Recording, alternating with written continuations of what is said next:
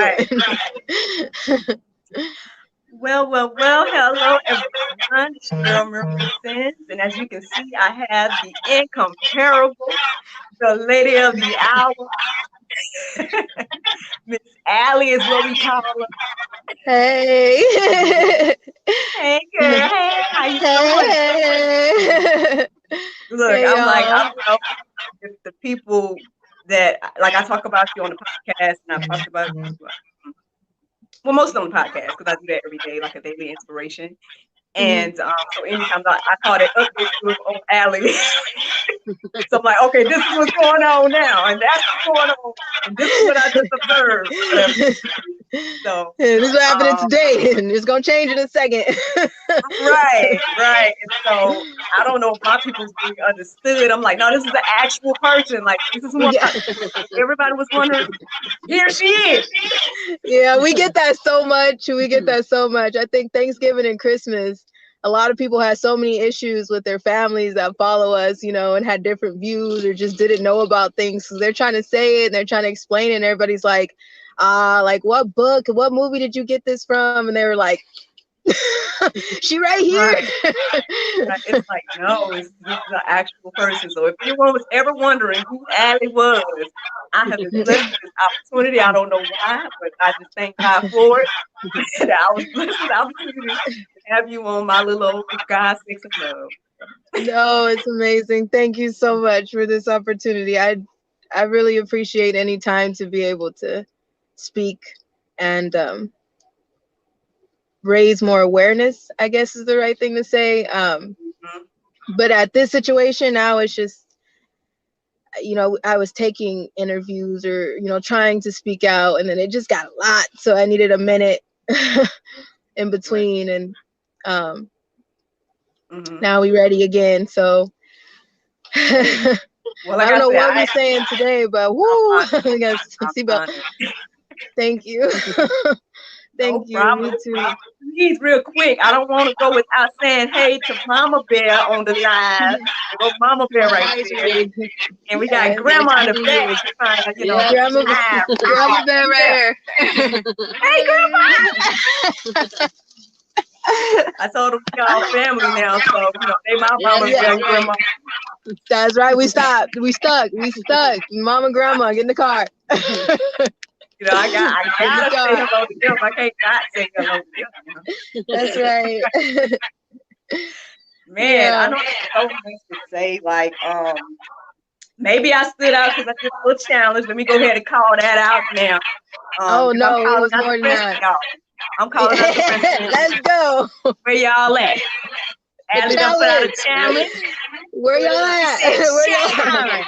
And I'm the only one that answered. I don't understand. I don't. I don't. Man, I'm like, with all the crazy challenges that people do, I think that was the thing that stuck out to me because when you said it, I just was like, this might be something that would actually help because, I could see it kind of going viral and people being like, why are people going under their table? You know what I mean? And Yeah. make Yeah. drum up curiosity and for the cause. And I'm like, okay, cool. I'll do it. I'm sitting here thinking I was going to see some more people doing it. I Me too.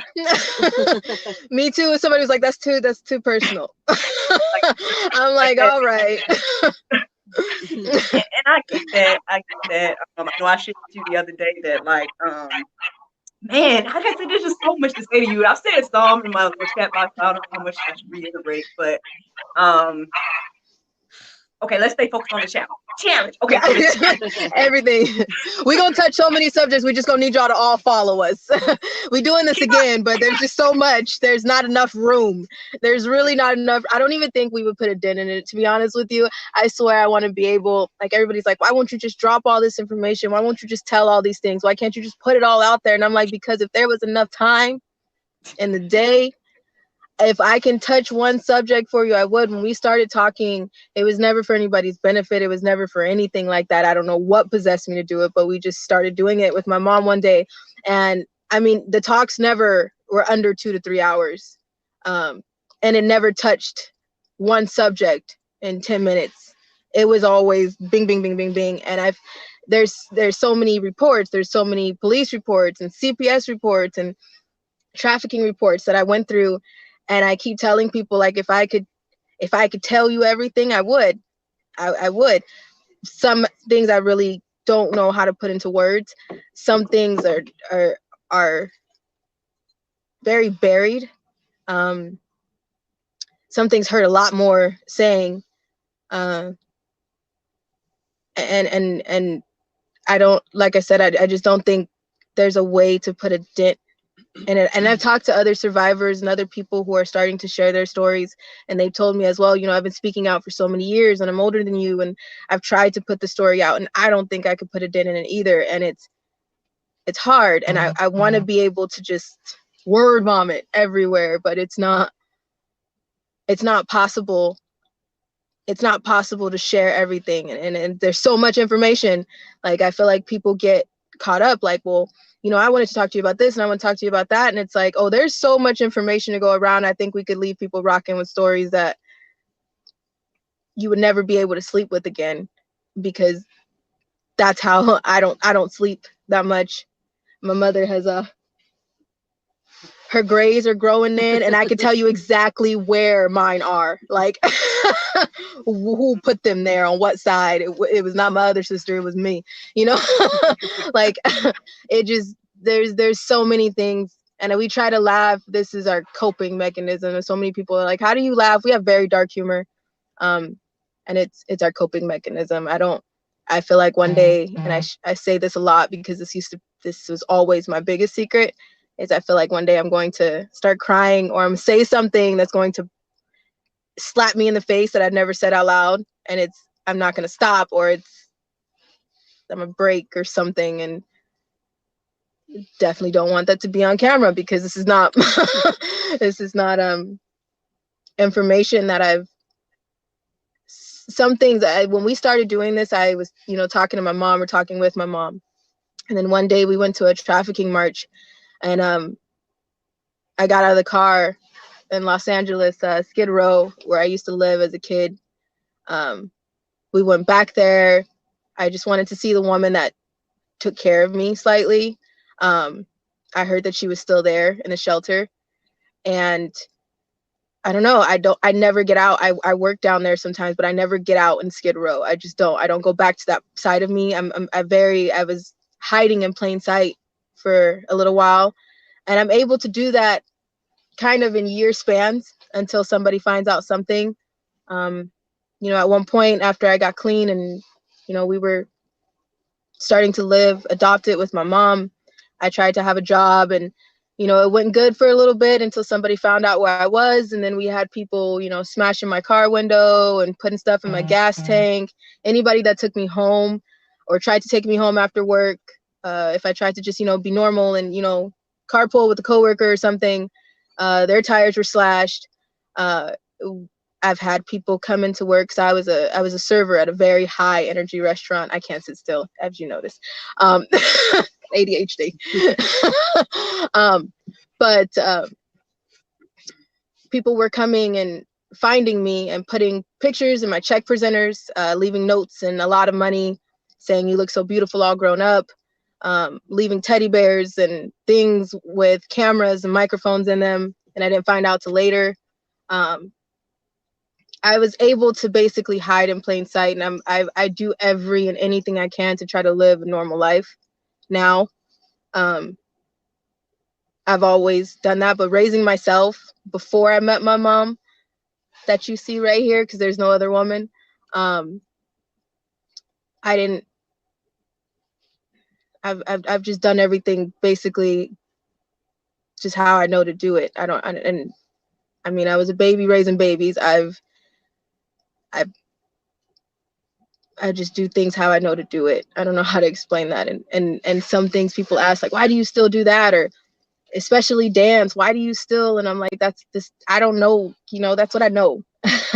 You know, I talk to a lot of survivors, and it's this, everybody thinks that survivors are supposed to act this certain way, and be these certain people, or be these broken, just reckless, scarred up human beings that's supposed to stay in this corner like this lost mutt that's never going to come out.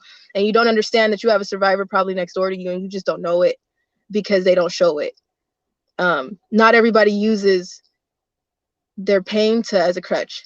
not everybody shows it, and if everybody wore their scars outside of their body for a second, if everybody wore everything that they carried, then nobody would talk to each other because nobody would be able to even look at each other.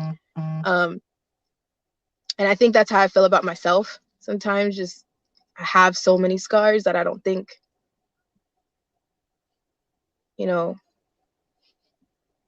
sometimes people would be able to accept. Yeah. Well, Sorry, word babble. you good. You good. Like I said, this is a open space for you, however you may need.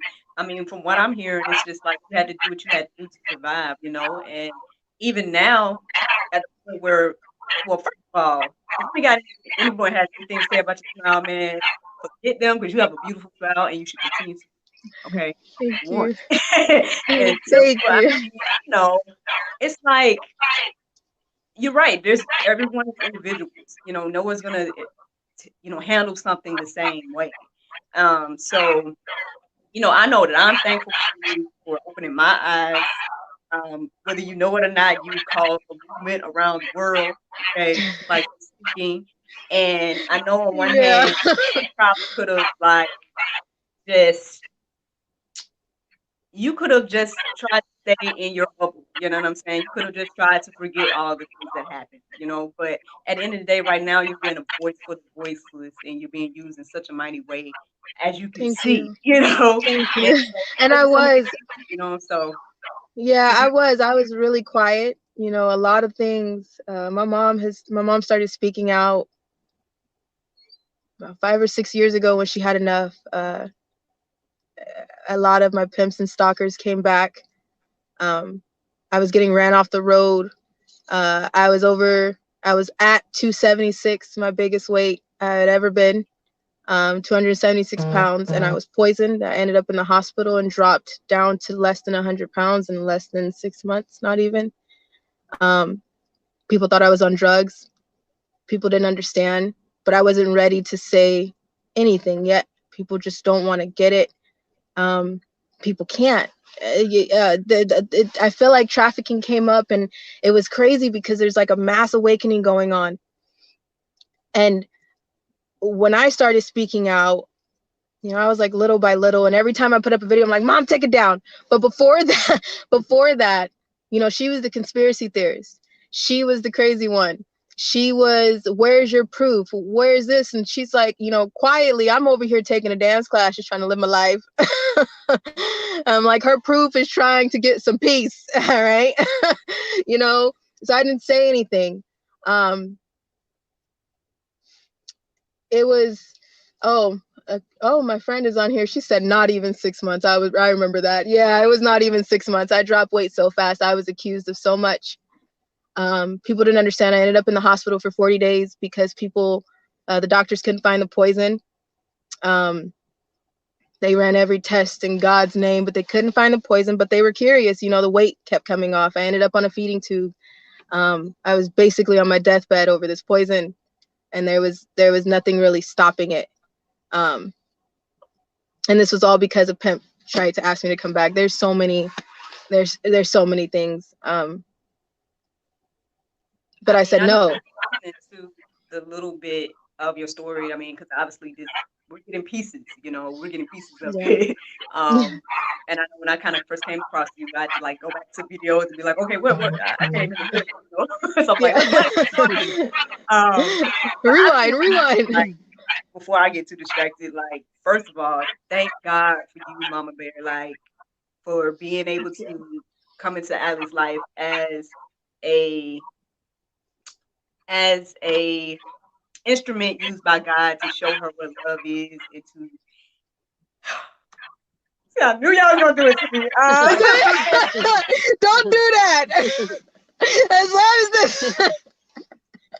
But for real, like, cause just to hear someone go through so much and just feel, I know you got to feel alone, and people feel alone, and I think that was the thing. Like, I know I shared with you that I did a film, and honestly, I know the film was risque, and I didn't understand it at the time. I'm like, I just got the green light for God to do this film. I'm like, because I was praying about it. I talked to my husband. Everybody was kind of, not saying everybody was cool, but like my mom was like, I don't know about that now. But Mama always gotta hold up. I don't know how to. But my husband was like, he supports me and everything like that. And for me, I just was like, well, I'm just gonna audition. We're gonna see where it goes, thinking it wasn't gonna go nowhere. And then next thing I know, months later, they offered me the role, and I'm like, still praying about it, like, well, what you want me to do? And Yeah. here I was going for it. And I was like, all right, well, I feel led to go for this role. And I didn't understand it fully, but I just was like, okay, I'll just do it, whatever. Months later, this whole thing, this whole story. But if I fast forward to when the movie came out, which was last year, I started to do the things that I had in my mind to do, which was like, talk about, I guess, because one of the things that stood out to me when I read the book was that, to me, I was like, this could be any woman's story.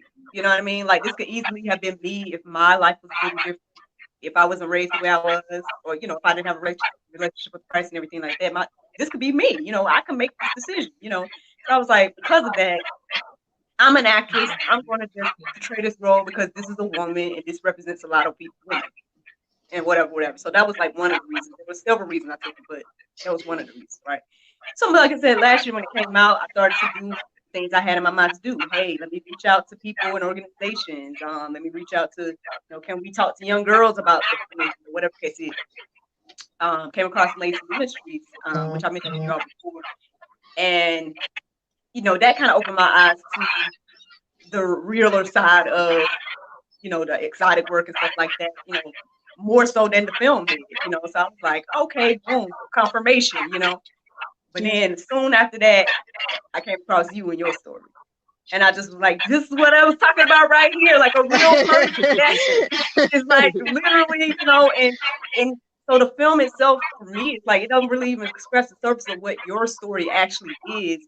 And so for people, I kind of just feel like people judge people that they have gone through stuff, or if maybe they've had certain lifestyles, whatever that they've been through, and they make certain choices.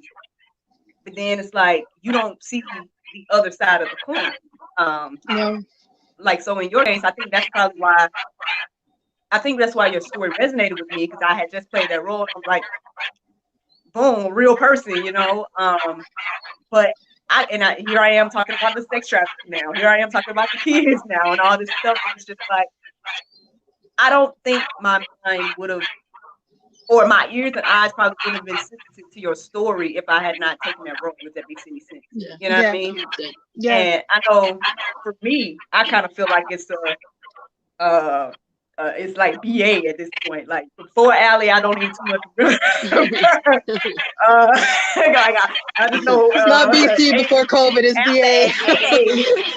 After Allie, I'm like, I can't even look at anything the same. Like, I was already kind of like somebody that was kind of thinking about doing more independent type of work anyway, in regards to acting and stuff. But now I'm like, I just can't even. I can't look at Hollywood the same. I can't look at anything the same, knowing what I know. And then again, I think you all honestly just kind of helped me to be able to be sensitive to when I was ready. Like, when Lynn Wood started talking, I was ready for that conversation because I was listening to y'all already. So I was like, that's exactly what she was saying, So I'm ready to go here. I'm ready to go here. Right. It's like everything just really just coming all the way together for me, that I just was like, you know what? I probably would have missed all of this if not, like I said, not for the movie, and now not for you. You know what I'm saying? So I'm just one person in this Allie's army.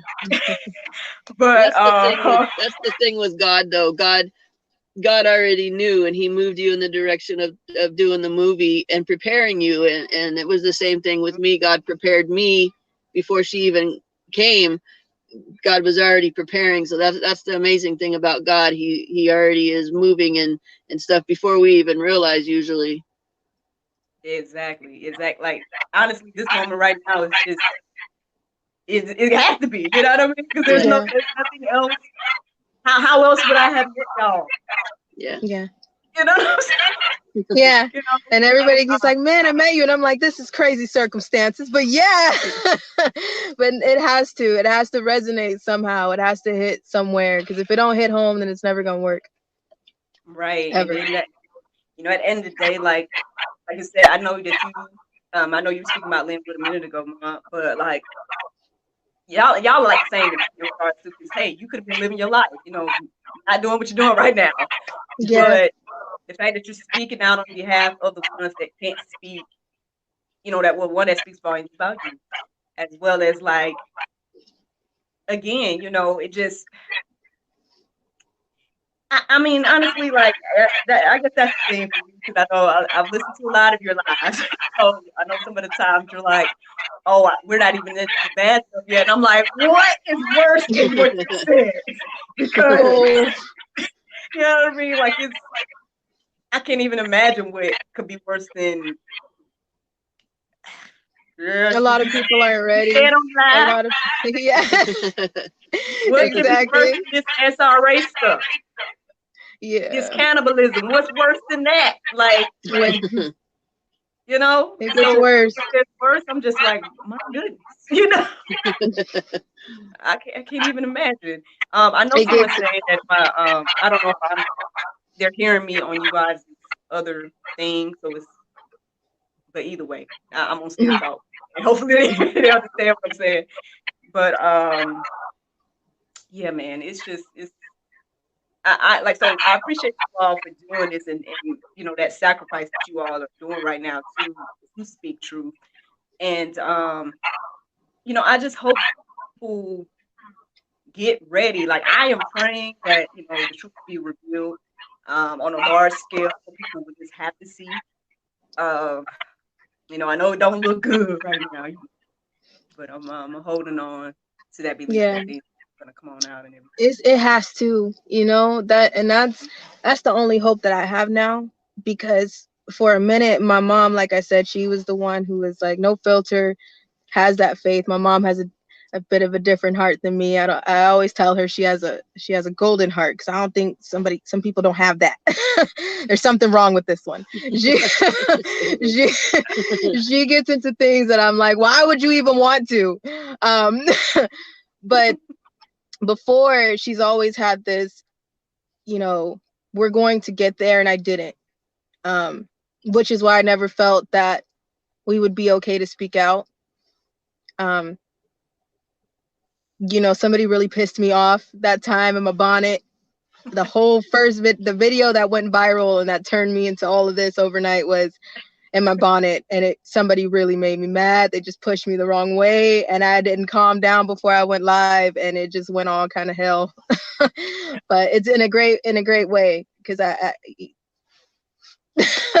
but I don't think it can't come out now. There's too Hmm. many people that know. There's too many people that are speaking on it now. There's too Hmm. many things that are leaking out, pictures that can't be unseen, things that can't be unheard. Eventually, some people won't be able to walk down the street, and that's what I'm waiting for.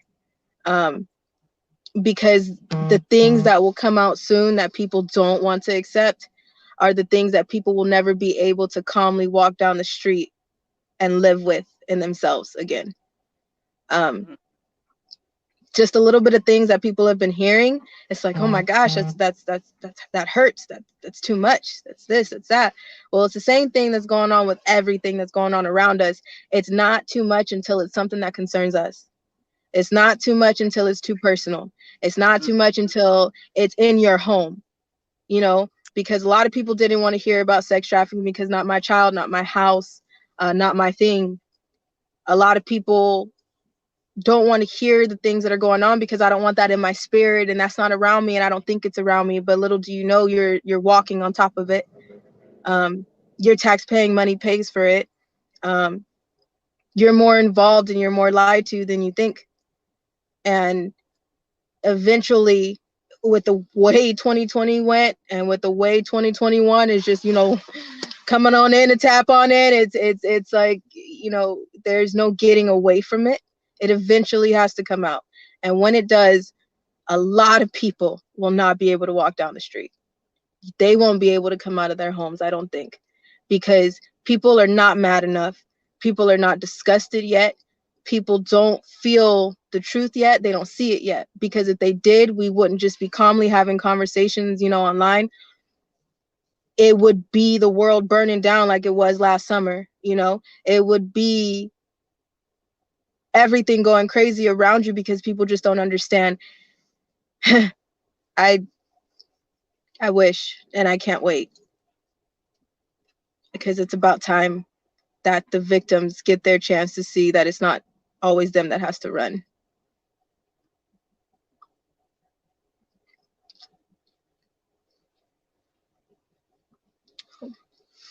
I don't know where she went. Did she freeze up? Miracle, you there? It says I'm still live. It's just glitching, probably. I don't hear her though. Miracle, you there?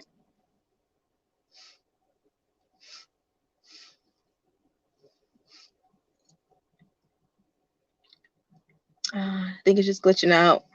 Give us a second.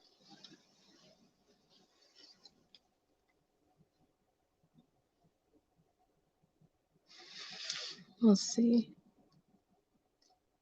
It says still live. We'll just give it a second. She probably just glitched out.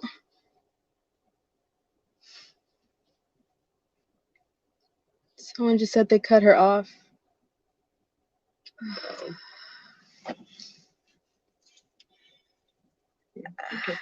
Does anybody get sick of the same tactics? Anybody? Do y'all see this? Like, does anybody get sick of the same patterns? It still says live, so we're gonna wait and see. Maybe just bad reception. Because that's always what it. There we go. Just bad. Man, I'm telling you. Wow. I was like, "This what we gonna do?" Huh, y'all man? We're gonna do the same thing over and over again. Just take the post. Okay, we're just gonna call it reception. There's no reason for it to go off. It's literally plugged up. Wow. So, yeah. Happens to us all. Welcome to the party. Welcome to the family. You got to get jumped in somehow. You just got. That's how you know you win. Right, when the happens, right? Man, yeah. I don't even know what you left off now. Sorry about that, everybody. But it's all good. I'm glad that you were still on, because I was like, man, we got to get back on it. Yeah, I was like, I'm not moving. I'm gonna wait for a second, because wait for a second. Man, that's crazy. Goodness. Again, so many things to talk about. Yeah. Okay. Ooh. Do we want to name drop or not? Because I can tell y'all like some friends you said that shocked me. We got to talk about it. Okay. But I can say that. Should I say the name or not? Shocked me that you really see it. Huh? Somebody you said that shocked me. Should I speak? Okay, let's go. Let's do it. We're doing it. Yo, man, it shocked me when you said Denzel. Like, I was like, oh, what did that I need? Yeah.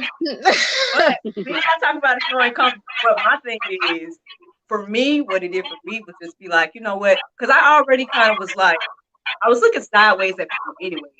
People that are like, that have followers and stuff, and they're out here like, I'll just say pushing things in a certain direction. You can kind of tell like if you're supporting one side versus another right now. I'm just like looking at you sideways, because I'm like, that side over there ain't talking about nothing good. And you know? Yeah. And so I was already kind of looking at people sideways anyway, especially celebrities that are like basically pushing the agenda and everything like that. Yes. It's obvious. It's obvious who's who. People always ask me, like, how do you determine who's who? Do we know anybody that's good? And I'm like, give me a list of anybody who spoke out against human sex trafficking. Give me a list of the people who did Me Too, the hashtag Me Too movement. But where are they for the children right now? If you can make that list of those celebrities And those big name people, political suit people, blue check mark people, bank and money in the bank people, if you can give me a list of them, that will tell you who your good people are.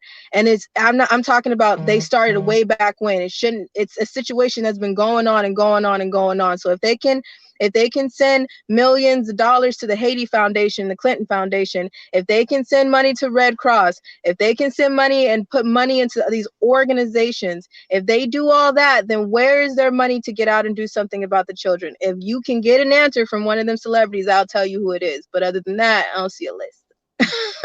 And that's why I just was like, at this point, the way I'm looking at it is, all of y'all know about it until proven. Uh, Y'all know about it until exactly. proven not. And that's what I'm Some saying. people will be thrown by the comedians that know about it. Well, look, they all in my book. They all know about it. They all have some price to pay, and they all have to pay to play and get where they are. However, the nobody's really there on their merit. No, especially if you A class. And see, that's the thing. It's like, for somebody like me as an artist, that I just love to perform. You know what I'm saying? I just want to be able to show what I can do as an actor. I joked around I don't know if you watched my video I sent you, but I joked around that I didn't know I was going to, show everybody like that in that movie. But at the same time, I just really wanted the opportunity to perform and, be a lead and, all that stuff. So for me, it was a dramatic work to, perform it that way. But it's like, and you grow up thinking like, oh, I could be an actor too, or I can go and audition, or I can do all of these things. But you hear about the other side, but then you don't think much about it too. That's the thing. You don't. No, and that's why I relate to, because, and everybody asks me the same question: how are you a dancer? How do you still do the things that you do? How are you a teacher in that industry? And you know what you know.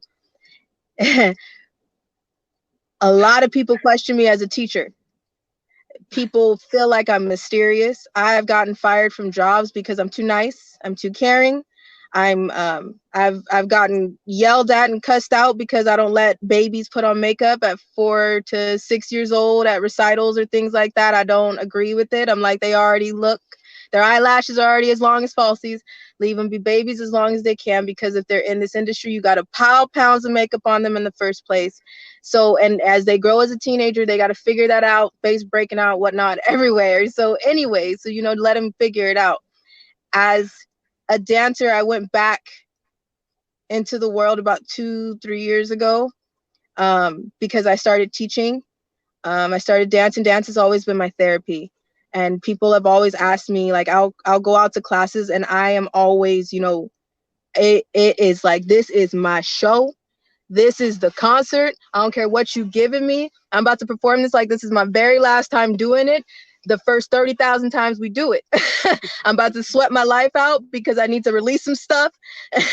And this is what I do. And I do it because I love it. I have been asked to choreograph for very famous people. I have been asked to come on set and do certain jobs. I have been on set to certain jobs and turned them down and quit. $20,000 music set videos, and people, this is a big name. And I'm like, I know. I'm aware. That don't mean anything to me. My kids, my dancers, they know me as Miss Sally dances next to people that are very well known, or some people that are, high up in the industry. And I'm just like, people are people. And I know, because I know the truth. I have went into auditions that were for Coachella or for things like that. I have walked out of the auditions if I got them. And if my mom had any idea on the outside, or if the celebrity was being brought in, she'd pull me out like, I never went by myself. I got back into the industry, especially to teach, but I was snaking through it. I know. And people are like, how are you? If you know what you're doing, trust me, if the people that taught me how to play this game, I know how to play it back. As you can see, we're still alive. Because if I didn't, we'd be dead, and you'd be out screaming our name in the street somewhere and not know the rest of the story.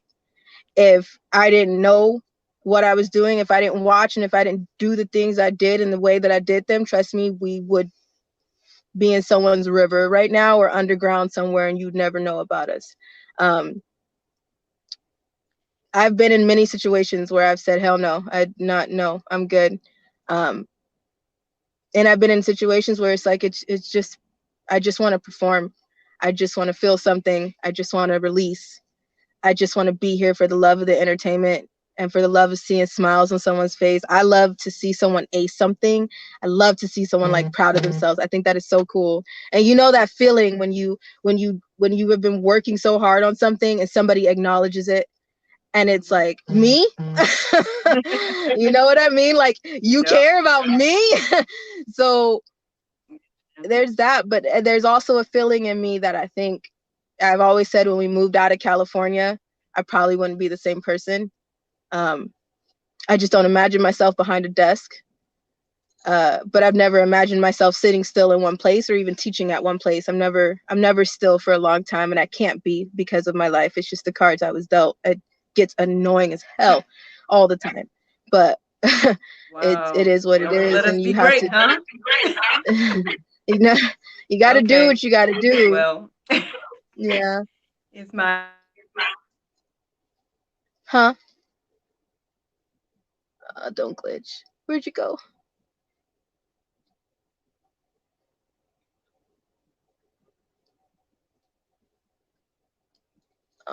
Okay. I'm still live. So she's still there. She's just glitching out.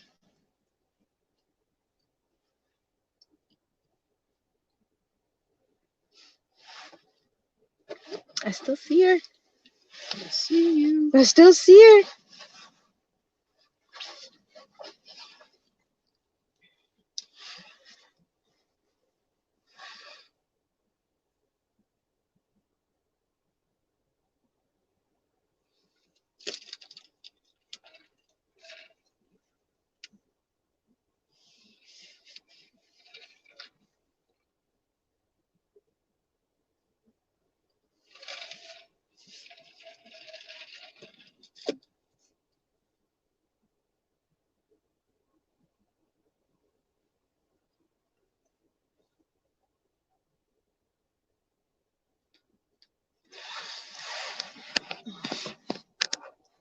Glitched out again. So I'm still there. I'm still live. So I'm just gonna wait for her to come back in. She's glitching. Thank you. Yeah. I don't know. I love you too, Shay. So much.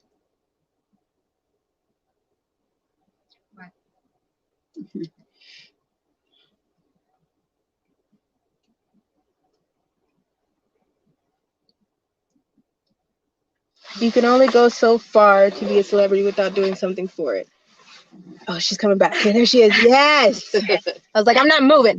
Commercial break. listen, they won't let us break, will they? This is Uh-uh. Mid commercial. That's all this is. yeah, Thank you for that intermission. exactly, exactly. So one thing I was gonna say to you is, well, one, they should want people like you for the children to teach the kids, at least somebody that cares and everything like that. So nothing wrong with that. Yeah, I don't know if I remember. I love my babies. I can't have kids myself. And for a long time, I wasn't saying that out loud or able to or even comfortable with being in a relationship. And I don't date because of that. Well, because of 1,000 things, but but it used to make me really irritated. And like not a woman in that way, but I mean, my mom has never had kids. She's adopted all of her kids. Well, not adopted. She's had foster. I'm the adopted baby. But she's had foster and youth, and I think I have like 40, 50 sisters and brothers, but just in family, friends of friends of friends of family and youth pastors. And I always meet someone that I'm like, oh, you used to, all right. That used to be mom too? Okay.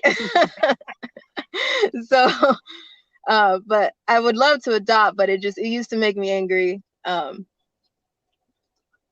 It just, yeah. Well, yeah, there's many ways to be a mom. Like you said, even with being a dance mom, that's still Yeah, a that's thing. where I was going. I'm like, where was I going? I see myself and my little mini me's. I don't make them me, but when I finally get to Showtime and I see my little self, and my Right. little 5-year-old tots are up to my seniors or in my adults. I teach special needs adults, and everybody is my baby. You could be 30, 40, 50. You're my baby if I teach you. Oh, So um, I can't imagine, you know, dealing with what I dealt with as a child, but I've always imagined being, you know, who I wanted someone to be and who I needed. I mhm. I only know, I think, one woman. Her name was Yvette Lozano, and I don't think I can find her, but she was my I want to say fourth grade, maybe. I was in a elementary school in a really bad area, San Bernardino, um, and I think she was the only woman who was very caring, very knew about the bruises, but knew that if she made a phone call, that I wouldn't be at school for a little bit longer, or knew that I wasn't eating and, you know, I wasn't getting lunch the way that, so she would leave me inside instead of the other kids and let me, you know, sit in class and eat lunch, or uh, you know, certain things like that. It meant a lot to me. And then there was the lady on Skid Row, and it was just a matter of, she gave me these snacks one day, and I'll never forget it. So it's the little things, um, and that's who I try to be now. Everybody tells me all the time as a dance teacher, they're like, "You're so extra. Why do you do the things you do, and you care too much?" And it's like, because I walk into a room and there's other kids sitting there, and just because they're not paying to be in my class, I want to talk to them too. Like, you know, they're talking to me, we're gonna talk. You know, even if it's about a little booger on the top's finger, I swear those are important conversations. Um, I love those conversations. And, you know, everybody always tells me, you know, it's too extra. What is going on? What is it about you? And I'm like, if you only knew. If you only knew. Let the lady live, man. That's what I say. Let her live. Let her smile. Let her do what she want to do. She's gonna survive, man. Survive. Let her be. That's how I I just feel like about I just like to be it. Right. blend in if I can. Goodness gracious. Man, there was something else I was gonna oh, you mentioned um you knowing how to survive, and that you guys wouldn't be alive without like the skills that you acquired and everything like that. Girl, let me tell you about being one of your army on that day that your insurance started posting. I was like, wait a minute, is this an insurance video? Wait a minute. I didn't get too, the first one I was just like, maybe they just, step a little late. I'm not gonna get too Yeah. concerned. But it Yeah. got like midday, and I was like, but I was always refreshing, like, hold on now, wait. Oh, they done posted another insurance video. Okay, wait a minute. I was like, girl, I was Yeah. ready. I was like, you know what? I'm about to download these. I was like, don't we supposed to be Yeah. recording these? We gonna download these. I'm telling you, I'm ready to Somebody get on write there. it down, take a Hey, picture Where's yourself. Allie? I was about to start a hashtag. Allie. Like, I was ready that day. I can't express to you how much Stress. I have felt and know now that I'm not alone. I ah, You definitely not alone anymore, honey. it has been It's all right. Let it out. it's been ah.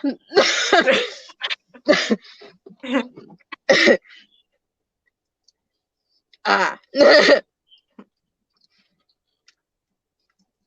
Get it together, Allison. It's been so long that we have tried so many times to say the freaking sky is falling, y'all. I don't know how many ways you want me to explain this to you. It didn't hit when CPS workers tried to silence me for telling on too many people. It didn't hit when one of my pimps cracked my ribs and they had to take pictures. It didn't hit when I went missing for a year, and CPS still collected money from me and had a hand in a lot of things that was going on. It never hit when we've even had police stand in the face of pimps and tell me, what do you think they're gonna do? I'm a police officer. So that means don't arrest them. That means let them go. So many times, I don't know, the weight that came off, it was unreal. People are like, I don't get it. To put it in ladies' perspective, my breasts were a size F. Like, y'all, stay with me. Okay, I'm not playing with you right now. I went from 200, almost 300 pounds to barely 100. At one point, it was feeding tube. It was psycho, and still nobody got that. I'm telling people are like, what is your diet? I want to know. And I'm like, it's the stress diet more than you think it is. And they're like, no, I want to know. And I'm like, it's, and when I tell people it's poison, I was chased down by a pimp. I said no to a bid. It don't make any sense to me. That's too much for my life. I can't deal with that right now. That's not a world that I exist in. That's not something that happens to me. So that's not something that I'm going to grasp. And now with the and I keep saying, we don't want a media cookie. We don't want a trophy. I don't want nobody's money. There are other people. There are other survivors. There are other victims who need your help, your love, your support, your attention. There are other people that have spoke out about this for so long, and everybody wants to, they're a scam, they're crazy, they're mental, they're this, they're that. Look at Lynn Wood, who risks their lives to say something like this? Who changes their lives around? I had a piece for a second. I mean, we went through hell every day. I'm not even gonna lie about that. We went through shit, but when we found peace, we took it.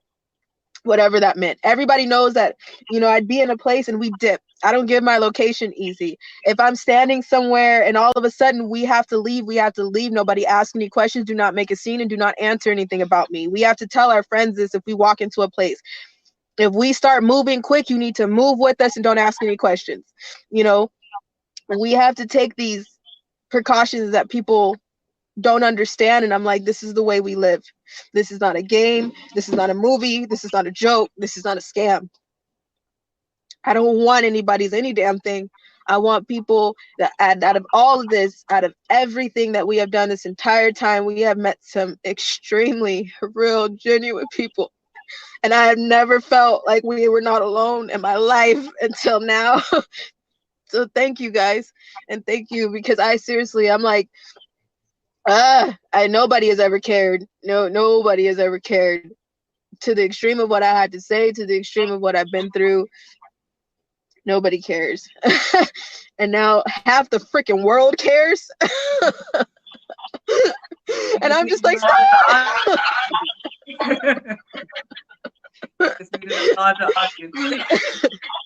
We're all in all these different places. Love from Atlanta. I was trying to love from Atlanta.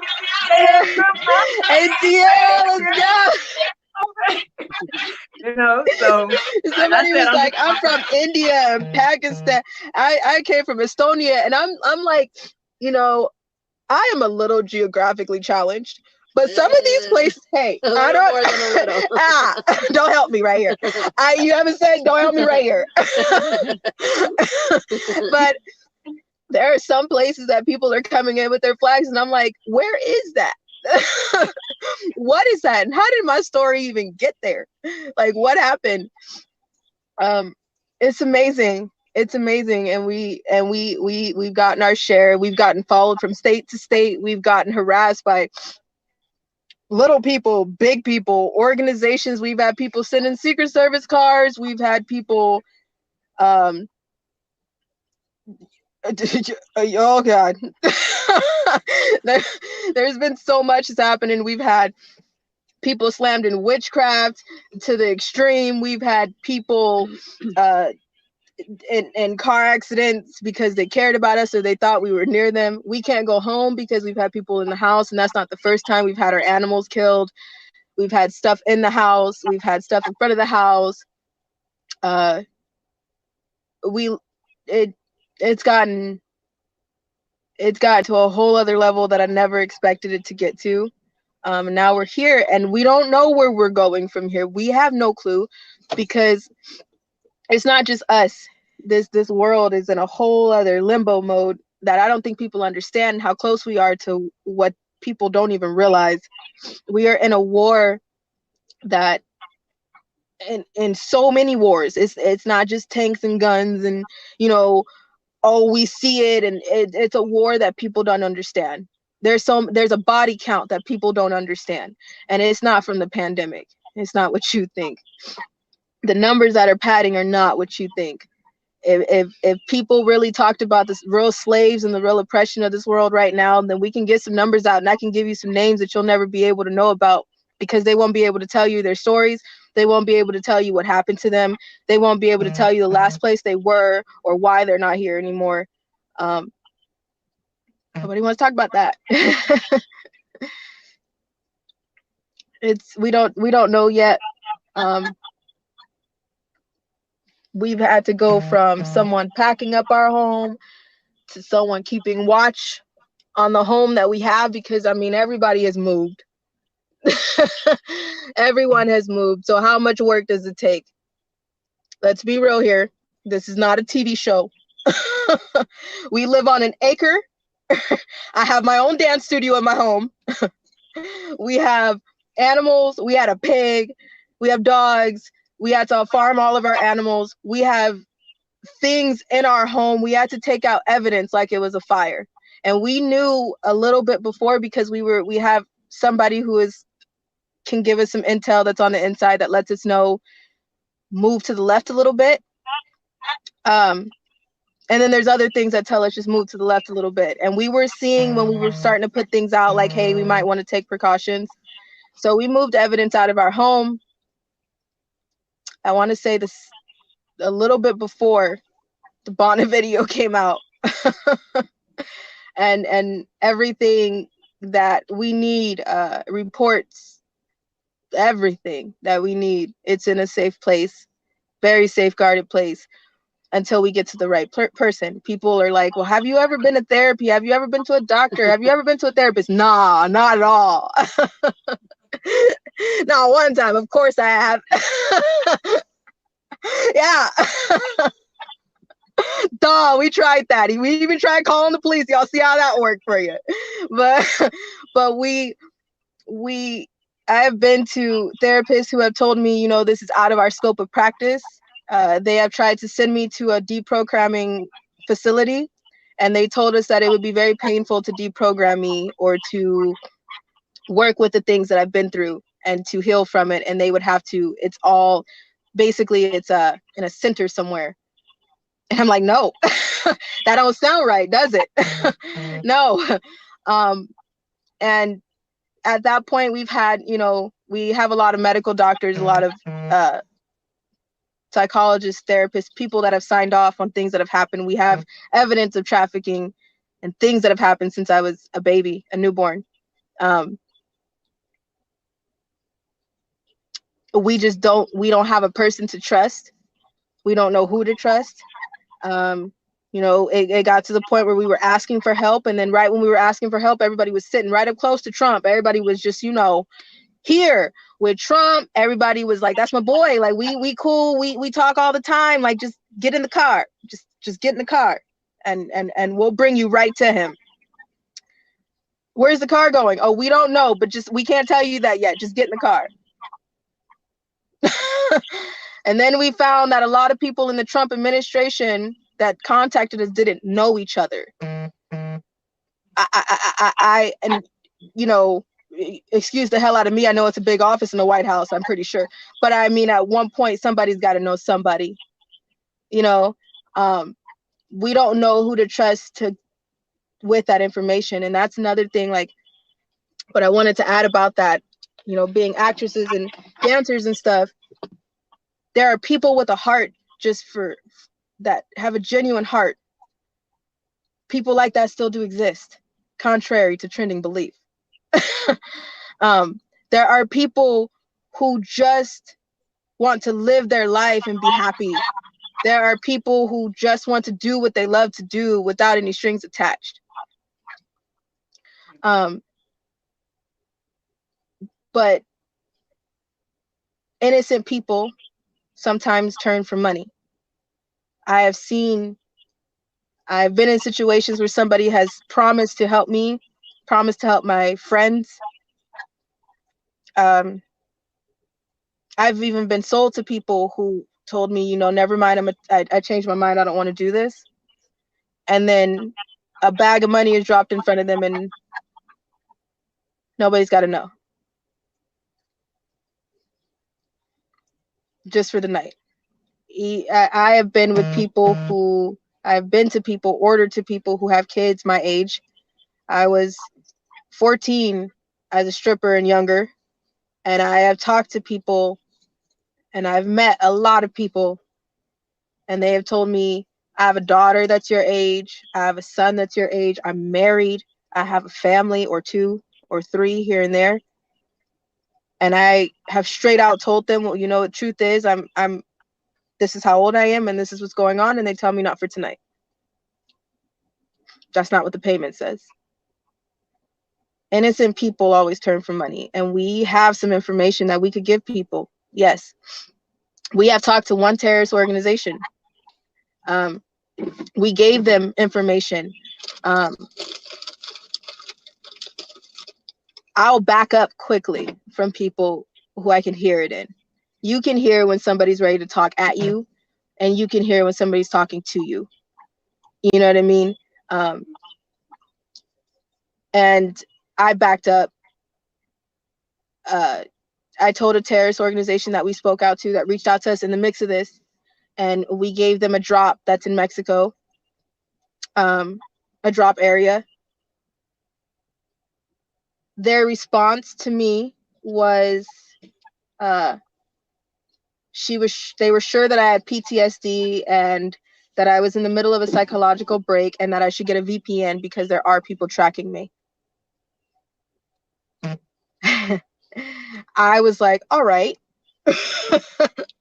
Okay, hang on one second. I was like, okay, it's not the response. Thank you. It's Sherlock. No shit. But, it doesn't take Inspector Gadget to figure that one out. We got that one. That's the thing, is the level of corruption on like every level, whether it's small down to the police that we know up to the government. Like, I don't think anybody's really ready for this information.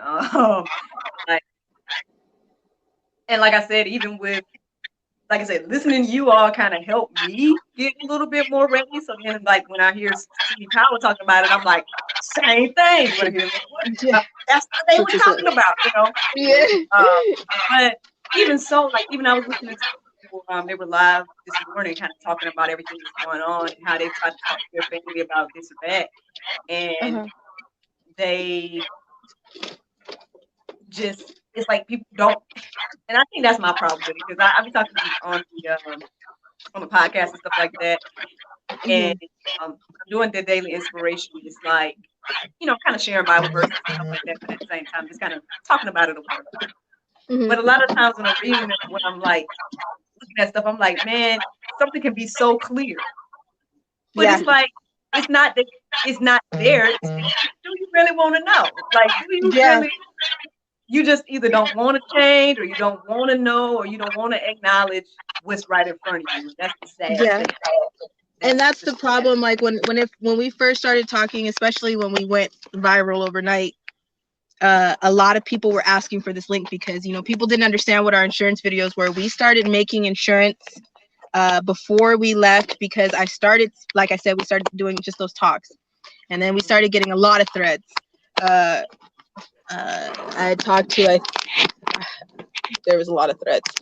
We had posted some of those up so people could see, and I'm sure you've seen some of those. So we started making insurance videos. And I'm, it was just like, just in case something ever happened, just in case, anything, doing these talks, it needs to be, there's some things that just need to be made sure that we already have them ready to send out. I kept saying, if I had to, I'd drop the link. And we did a Zoom video and we talked about the underground tunnels in the Getty Museum and my experience down there. And it was just on Zoom. It was really private. I went on one day and I was like, you know what? I'm ready to get it off my chest. I'm just going to say it. So whoever can get in the Zoom room, just get in. It was a free Zoom. It was just get in. And there was only 40 people in there. And we just laid our heart out. We actually had someone who their son was in the room and they had a weird situation where their son was taken underground too. So we talked to their son. Everybody was able to, be in that conversation. And a lot of people just don't know there's so many that are involved and they're right next to you. A lot of people used to ask me, are you from another country? Are you from somewhere else? And I'm like, no, it's in your backyard everywhere. I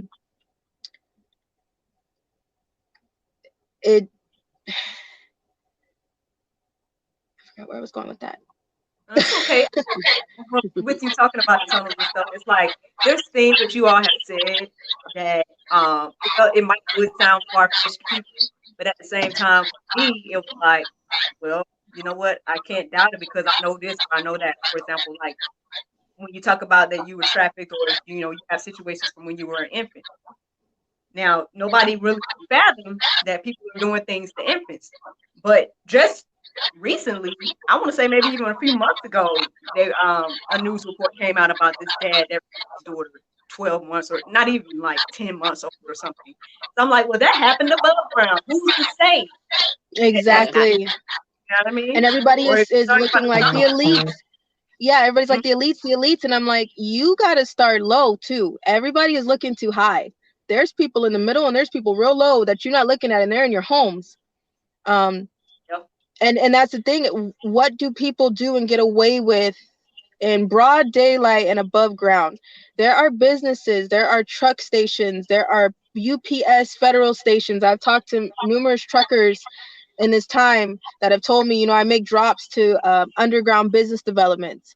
They're underground businesses. They're not public businesses. They're private businesses. Why do you need big businesses underground? And if they have businesses underground, what else do you think they have down there? Now there's some situations where I want some truckers to think about this. If you're married to somebody who makes these drops, ask them these questions. Just have them snap a picture when they go back under there to drop some things off, and just tell them to take a look when they first go into where they drop. Tell them just to take a look around themselves. Take a span. I went into one recently and we didn't know we were going. We passed one and we took a picture of it. But if you just take yourself around and just a second of walking into those tunnels, there's so many openings.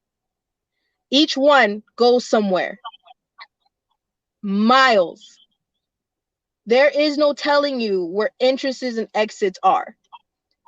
Especially survivors and victims who were drunk. Like, I can't explain to you how many times I was shit-faced under a tunnel.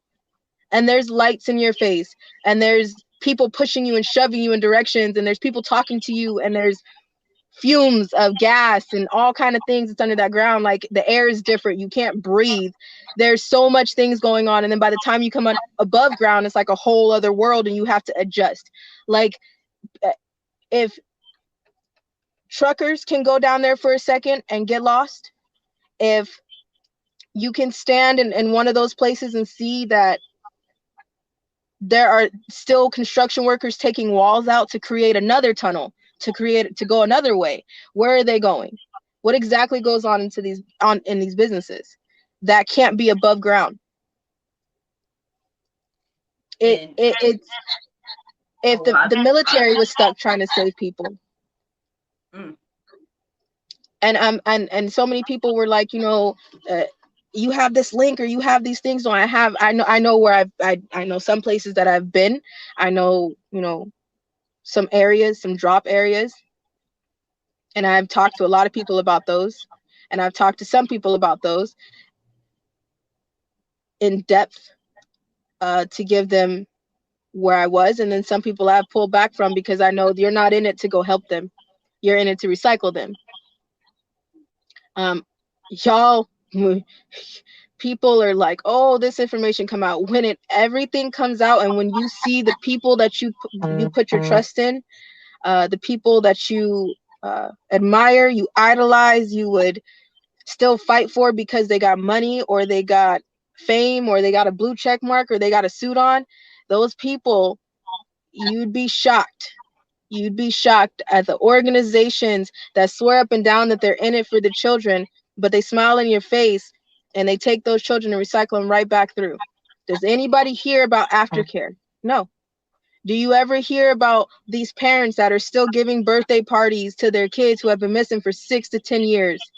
If that parent is going to stand out in the cold and still put a birthday party on and beg their child to come back home, you think they're not going to come out and say, my child was found 10 years ago by this organization, and I thank them so much? I'm not going to put them on camera. It's not to say something, but if they were out there saying, like, you know, something, then wouldn't they be saying something? No, you don't hear that. You don't hear anything after. You don't see anything after. Yeah, there's some victims who are like, I don't want anything to do with anything after, of course. But there are some that make it out. They turn into counselors, turn into public speakers, turn into other people. Where are they? Who were they saved by? Because not at one point did I have a military busting down the door to come get me or my friends. That's why I call us an army now. Nobody is my fan. I'm not anybody special. I don't feel that way. And there's no need to, I did this or I did that. It's what people need to do. There's no need to boast about it. It is what it is. It's something that should have been done a long damn time ago. But people just don't understand. Like, there's so much that goes on that it's going to shock people and tear people up. Yeah, I don't think people understand the severity, and even like, I know we were talking about the whole thing about doing the alley challenge, which some of y'all need to do.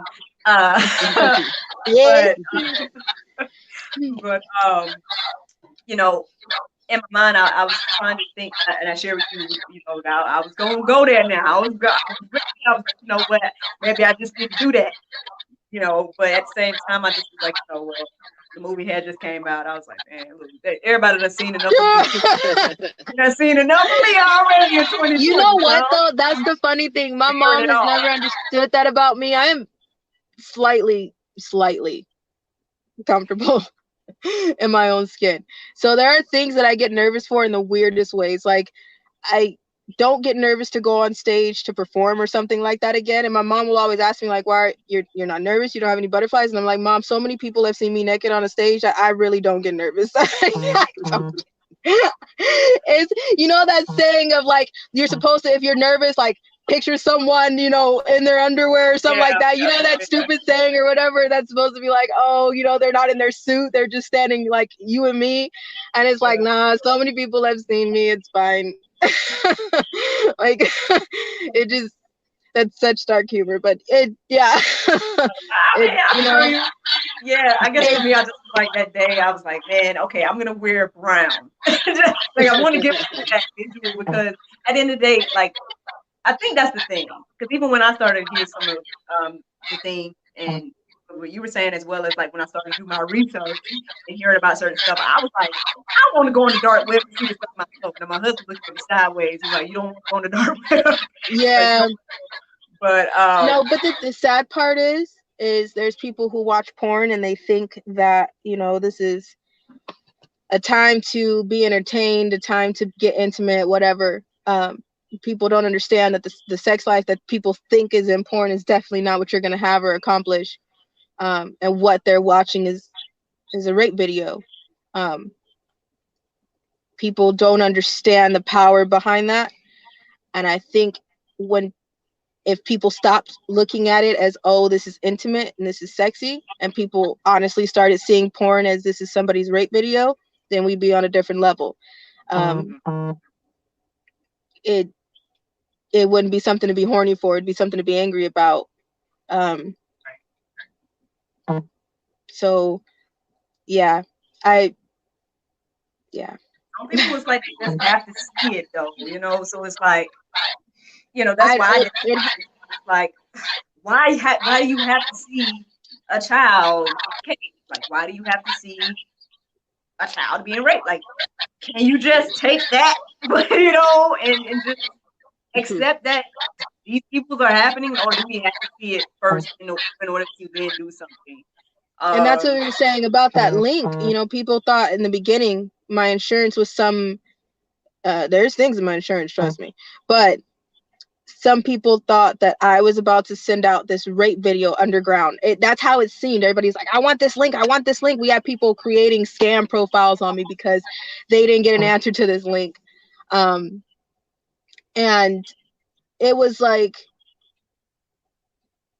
if you get the link, then what are you going to do with it? And what are you expecting? Everybody keeps saying, she's a fraud. I want proof. What exactly are you asking for? That's what you need to break down and comments of people are, this is a scam. This is a scam. I want proof. Okay, so are you asking for a rape video? That's what I don't get. What else can we give to you? Because I got my truth. We have paperwork we need to slap down on somebody eventually, you know, if we can, if we ever get to that point, to help us. But I don't feel like there's help at this point. Um, but people were expecting, I'm like, what do you want? Because if you're expecting this bloody, gory rape video, then there's something wrong with you. Because why do you need to see someone being raped, someone being brutally tortured, someone crying for help and crying for air, blood everywhere, so you can get it, so you can feel better, not even get it. You got it already. It's just you want to feel better to say, oh, well, I have this link of this rape video. Because at this point, I don't even know what the people that are like, oh, this is a fraud, this is a scammer. If I gave them the link to that rape video, then what? Then what? What are you going to do then? Because with the information that you have, and everybody run into these people with the information that you have, what have you done with it? Nothing. I don't see anybody getting out making a backpack. I don't see anybody going out to a homeless youth shelter. I don't see anybody getting up off of their couch and making moves to do something about somebody's child. I don't see anyone doing that. And not and an individual that was a child that grew up into adult and just grew up into a broken person that still needs somebody to help them pick up the pieces. Where are you for those people? No, you just steady standing by waiting for a link calling somebody a fraud, but what are you doing? Then there's these people that are dressed up in these suits that are supposedly life coaches, organization leaders, Marines, people people coming out and supposed to be helping the children. And then all of a sudden you dig a little bit deeper, and what have you done? Besides what you show a photo op for, the same exact story. What have you done besides the same story that you choose to tell your followers, not the real shit? Nobody's expecting anybody to put a body camera on and go busting doors down and taking out traffic victims so you can see, you know. But I'm saying, I see from these organizations, we got photo ops. It's a picture. It's a played picture. You hear the same scripted stories about the people that they saved over and over and over and over again. Like it's supposed to put that person on a higher pedestal every time they say it. Somebody needs to knock some people off their high horse and bring them back down to reality, because the people that are yelling fraud are the people that should be questioned hard. Especially those who swear up and down that they deal with victims or they were a victim. That's not how you act. That's not how it works. We have been on this road, sleeping in the cold in the car. There is nothing that I'm not the type of person like toot toot, ooh, I did this. Like, I don't need to toot my horn about it.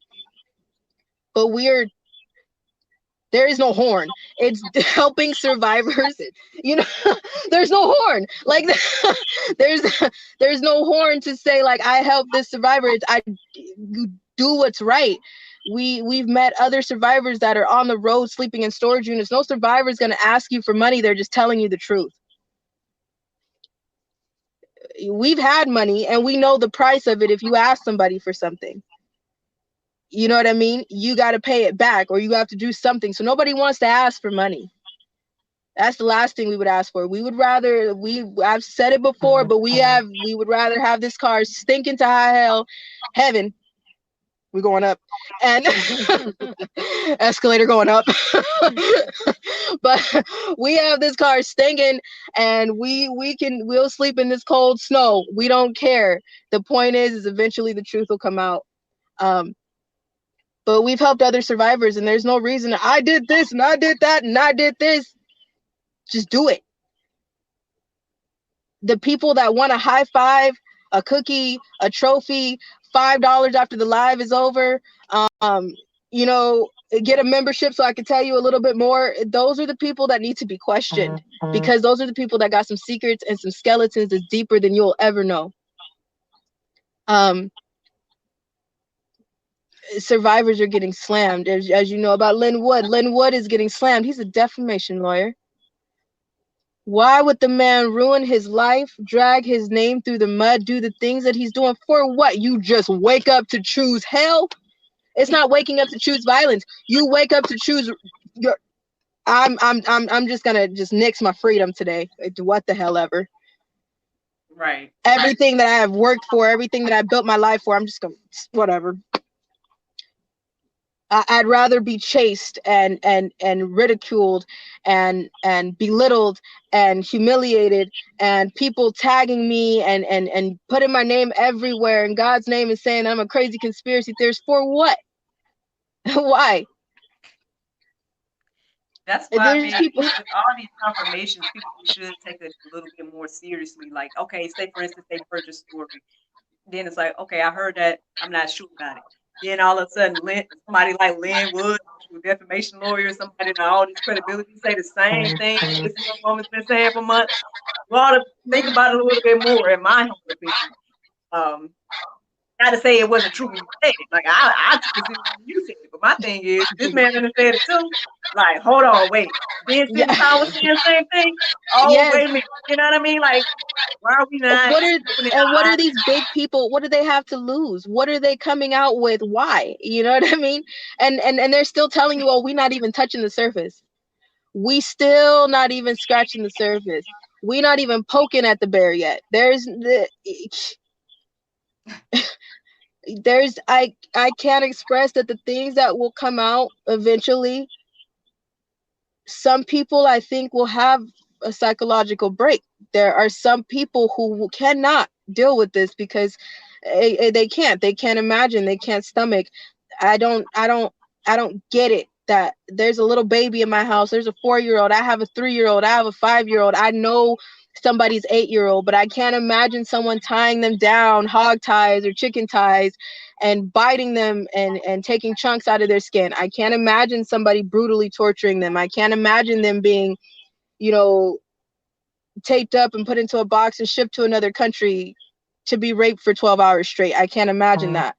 Like, I don't.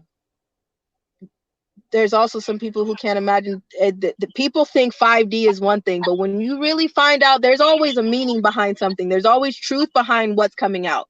You know, elite, they hit stuff first. They get stuff first, and it's considered art. It's considered the high life. You know, you don't get to see that type of stuff because the elite have it. But basically, we're getting their pass-me-downs when they're done with it, and then technology goes up. When 5D comes out, when 7G comes out, when 8G comes out, there will be some things that people, when you understand what's actually behind transhumanism, you will be sick. There are people, scientists, who run experiments on children, who run experiments on animals, who are creating hybrid animals, children, and robots for people's sale.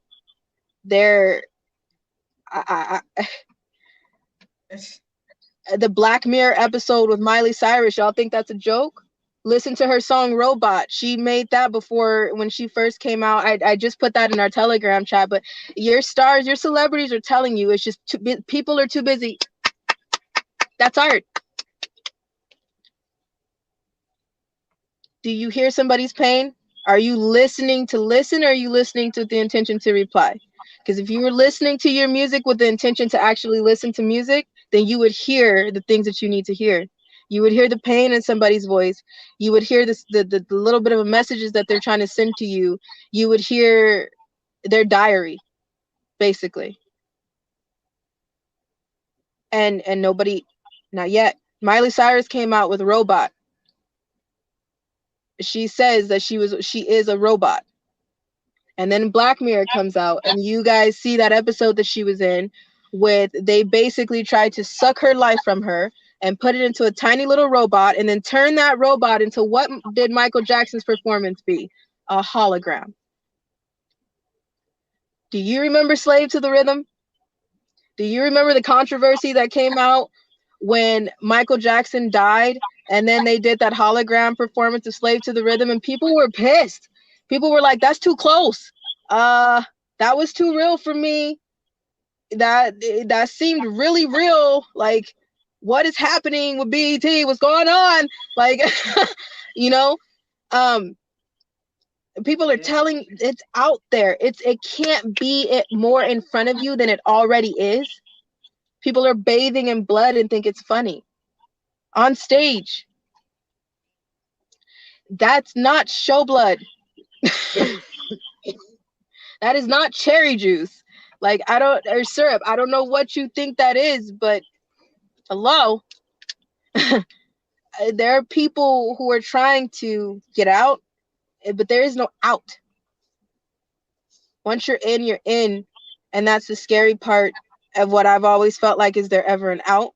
Other survivors don't want to come forward, and this is why you don't hear other survivors. You don't get to speak with other survivors. Other survivors don't tell their stories because they're watching things like this, and they see, I'm not going there. And I don't blame them. And this is why I didn't talk for a long time too, because of this. When we really start getting into more names, and when we tell you the things that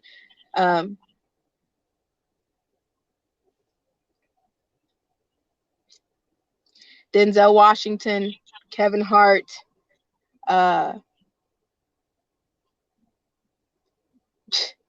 Azalea Banks, Beyonce Knowles,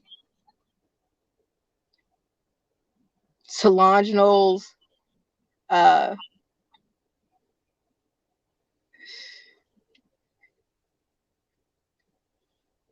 lot. And the thing is, like, some of Bill those Cosby, yeah, Bill Cosby, yeah. It wasn't an isolated incident. It wasn't an isolated incident. Yeah, it wasn't. It wasn't. Betty White, people that you would be shocked at, like, nah, can they? There are people that will rock your soul. Trust me. There's something that shakes in you, and you can't. I don't know. There's a lot of things. Cedric the Entertainer. Yeah,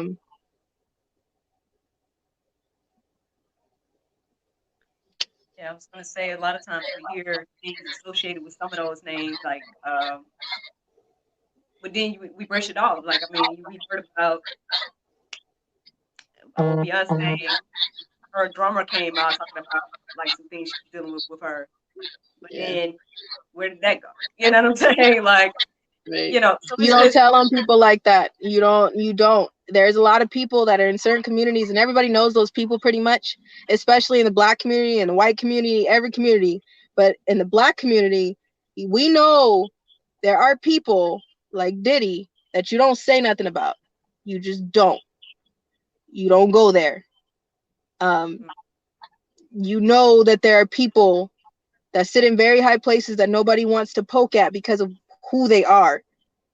And if you do, it gets Clintoned. It's their friends disappear. That situation disappears, and money talks in every language. Every language. It does not matter.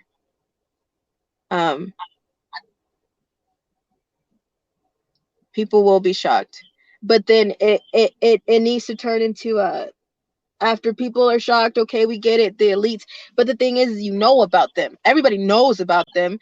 It's just, that's Hollywood. Everybody knows about them, but that's entertainment. No, it's not. No, it's not. No, it's not.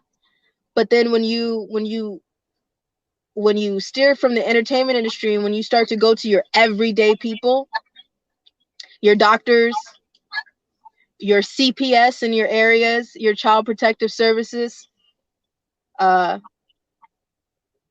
your organizations that people feel like are supposed to be this rescue, this white knight, when you actually pick at the people that are in your home, that uncle that nobody lets come around, that auntie that everybody knows not to stay too close to, that friend of the family that everybody knows not to hug too tight, it starts at the bottom, but nobody wants to start there either. Everybody wants to go get somebody else's dirt. No. That's the thing. I just We really got to clean house. the kids alone. Like, let kids be kids. Like, why do we even? It's the whole thing to even start talking about the kid aspect. Like, even all the indoctrination, all the stuff that's going on. But I guess if we stay on the sex trafficking and human trafficking part of this conversation, it's like, leave kids alone, man. Just let kids be kids. Like, why are we even introducing them to sex at all? But then, not even just that, but like again, hearing about, like I said, the SRA and all the other horrific things that's going on. Like, I mean, thank God I can sit here and talk to you in your right mind right now. Like, I can't even imagine being a child and growing up in these things and stuff. It's just, I left for a minute. I can tell you that right now. We one day we'll get into that. More than you know. Way more than you know. But I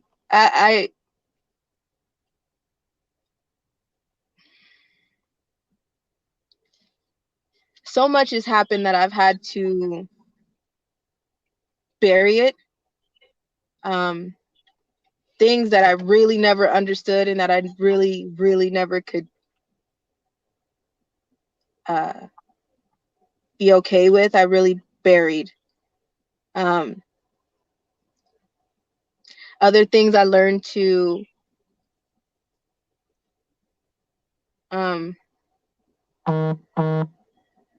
leave myself, basically.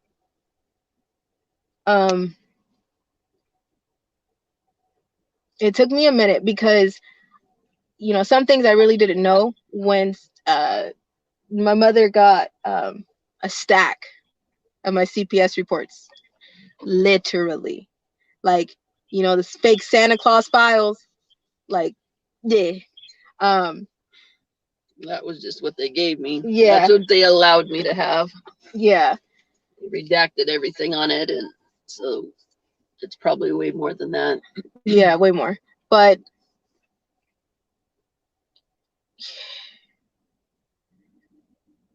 when I realized that a lot of things went backwards, and even went to a hospital that I was supposedly born at, found out a nurse signed for me. There's a lot of situations where you just can't put it together anymore. You have to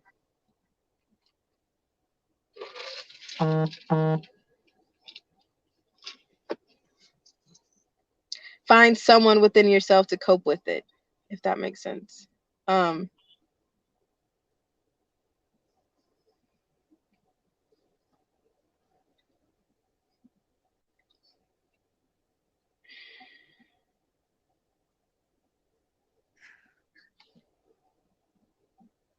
A lot of stuff happened, and then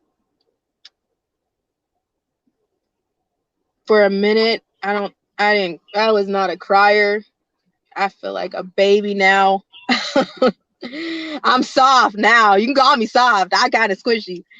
Because before I was a rock, like, snitches are bitches that get stitches. You keep quiet. You know, there's no reason to cry because you're already broken anyway, so why cry over it? It's gonna happen. There was a time where I basically didn't even I didn't have anything to really live for, especially before my mom. Nothing mattered. I have tried to kill myself. I'm not suicidal now. State that for the record. Don't be taking pieces of this video and being like, she said no, I did not. There's been past times where, yeah, duh. There's been a lot of times where I felt like, why am I here? If I'm just this product, if I'm just this toy, if I'm just this punching bag, why? You see why now?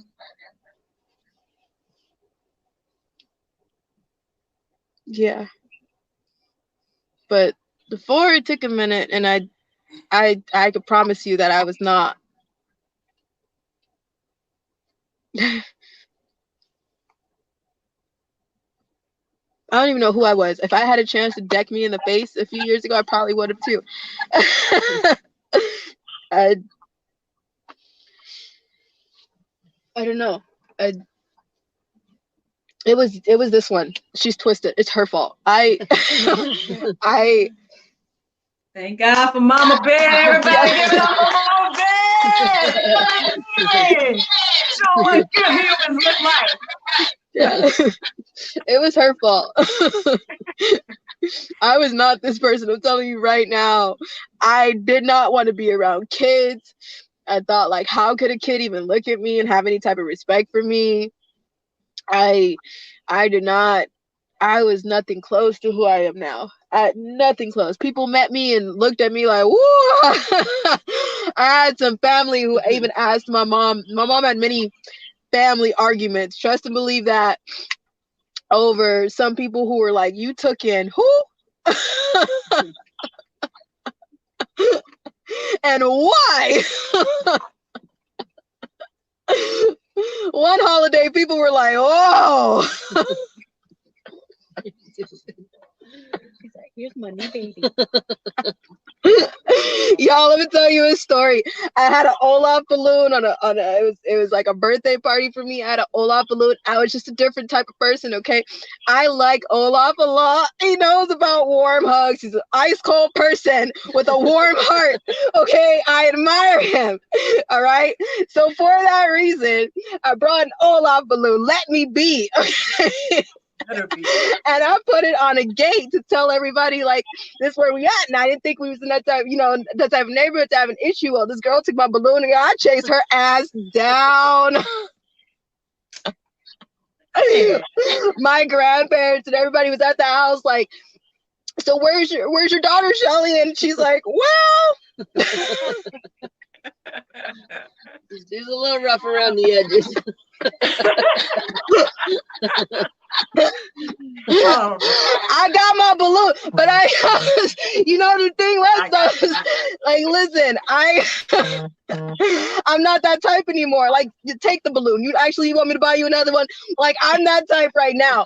But before, it was like, that's my balloon. Like, I never get shit. Let me have my balloon. Like, I chased them miles down. Oh my gosh, that girl thought she could run from me. It was not a good situation. It was like two of them. They were little shits. They took my balloon. And when I came back, everybody's standing in the kitchen like, are we blowing out the candles? And I was like, just, bitch, so she could run. Like, and everybody staring at your mom like, that's what you chose, huh? That's what we're doing? Okay. Many situations where I'm not the same person at all. And I'm not the same person at all, not even close. And I remember somebody who knew me, like, very well, like, after I found the girl, I remember somebody was like, you're not gonna beat her ass? And what's wrong with you? And I'm like, I just want my balloon. Like,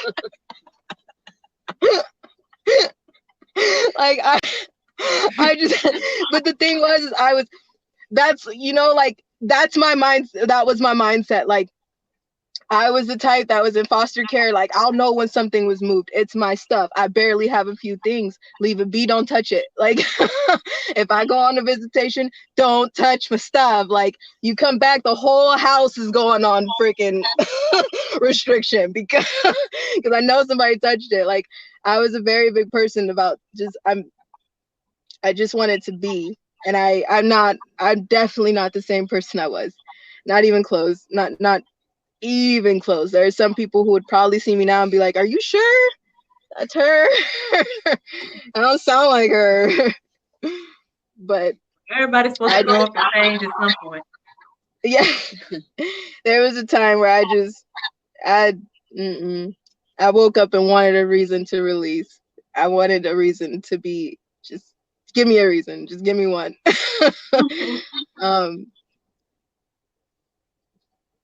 There, I'm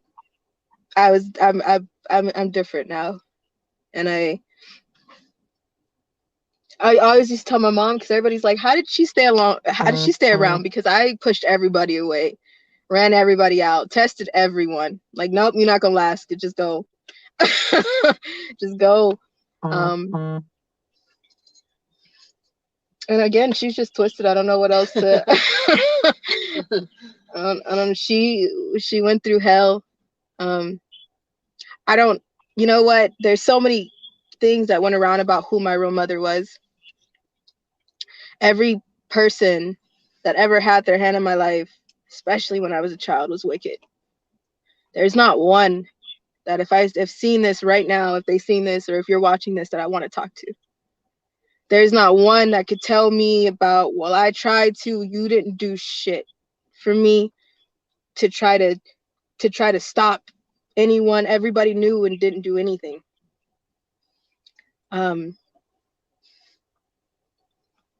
My mother, at this point, I don't even know who the real woman is, and I don't want to know. At one point, I started asking questions. I don't know why. I just got curious. And then I ended up at that hospital, and somebody told me, well, the nurse signed for you, and it could have been a shift change. And I was like, oh, that's flag on a plate. That's too much. Never mind. Nope. You're good. You're good. You know what? She's right here. There is no changing that.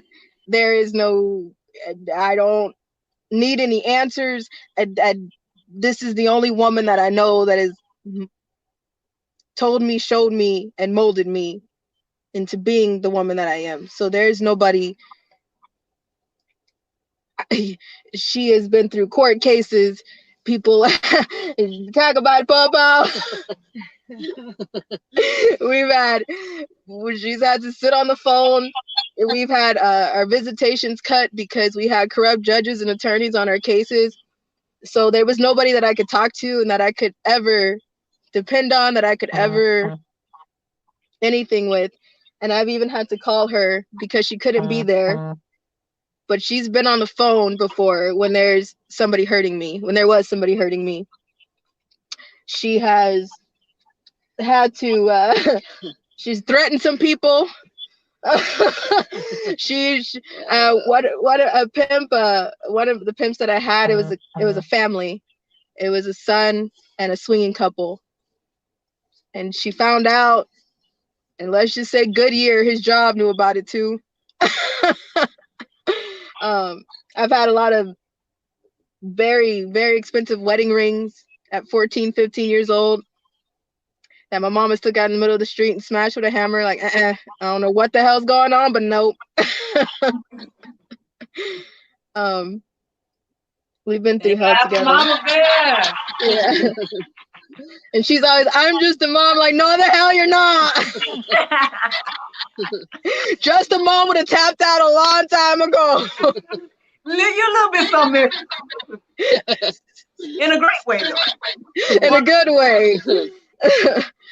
No, we've had some hell. And people are like, well, is it just this person or is it just that person? And I'm like, oh, there is not enough time in a day. One day, I feel like, because we have amazing family, and we call 90 y'all family. There's no fan club. The fan clubs are the haters. the my family is my 90s, and we have people in Hawaii and Sweden and Australia and UK, and I'm like, I don't know where the middle point is for us, but at one point we're gonna have to have a meeting in the middle of wherever everybody's coming from, and have a huge party and like a whole thing, and have some other survivors come out, and we're gonna have Loza come out with some music, and we just gonna sit on the stage, we're gonna pass the mic, we're gonna get some food. We don't need a caterer, we're gonna cook it ourselves, we don't trust nobody. And we just we just gonna get into it. But it's a whole thing. I think we're gonna have to be sitting somewhere for at least 4 hours or so, because I feel like we talked for like, what have we been on here for, almost 2 hours, and it feels like nothing. And I'm like, oh, I feel like I didn't say anything. And then I get off, my mom was like, do you know what you just said? Oh, that's gonna be a good one. Like, okay. Well, I want my invite. That's all I want. I want my invite. No, there is no, you cooking too. Let's get it. And which way you going? Y'all let me know. Y'all let me know. We doing it. I can now. No pressure. Not just because we having this conversation. I'll be a true professional now. But I was gonna say, if I could audition to play in the movie, you know, I might win. You what? Well, you what? I want to audition to play you in the movie. I love you. Okay. It's gonna be a trilogy. It's gonna be a whole encyclopedia. You gonna have a whole recurring thing. So I'm sorry. Even more sorry than the last. No, hopefully they'll get Hollywood cleaned out. We can start fresh with decent people. It can be independent. There you go. We don't need no help. We good. If Hollywood cleans out, if it clean out. If not, we gonna do something. I mean, we're not done yet, and we don't know what's going on, like we said. But as soon as we do, we might just need a minute to find somewhere safe, and then we'll be back. I don't know what that means. I don't know what it means at all. I mean, I thought at one point maybe we would get some type of, I had high hopes, and that's what I get. You know, you know what I mean? I started believing in things again, and that's what I get, because I was like, all right, maybe if we're gonna put this all out there, if we're gonna tell all this, maybe there will be some type of help, some real help. Nope. It's crazy though, because there will be organizations, quote unquote, that will run to help children, and that's the scary part. If you are past the age of 18, just like foster care, they give you the boot. At 18, I was begging for help still. If you are past the age of 18, nobody gonna hear you.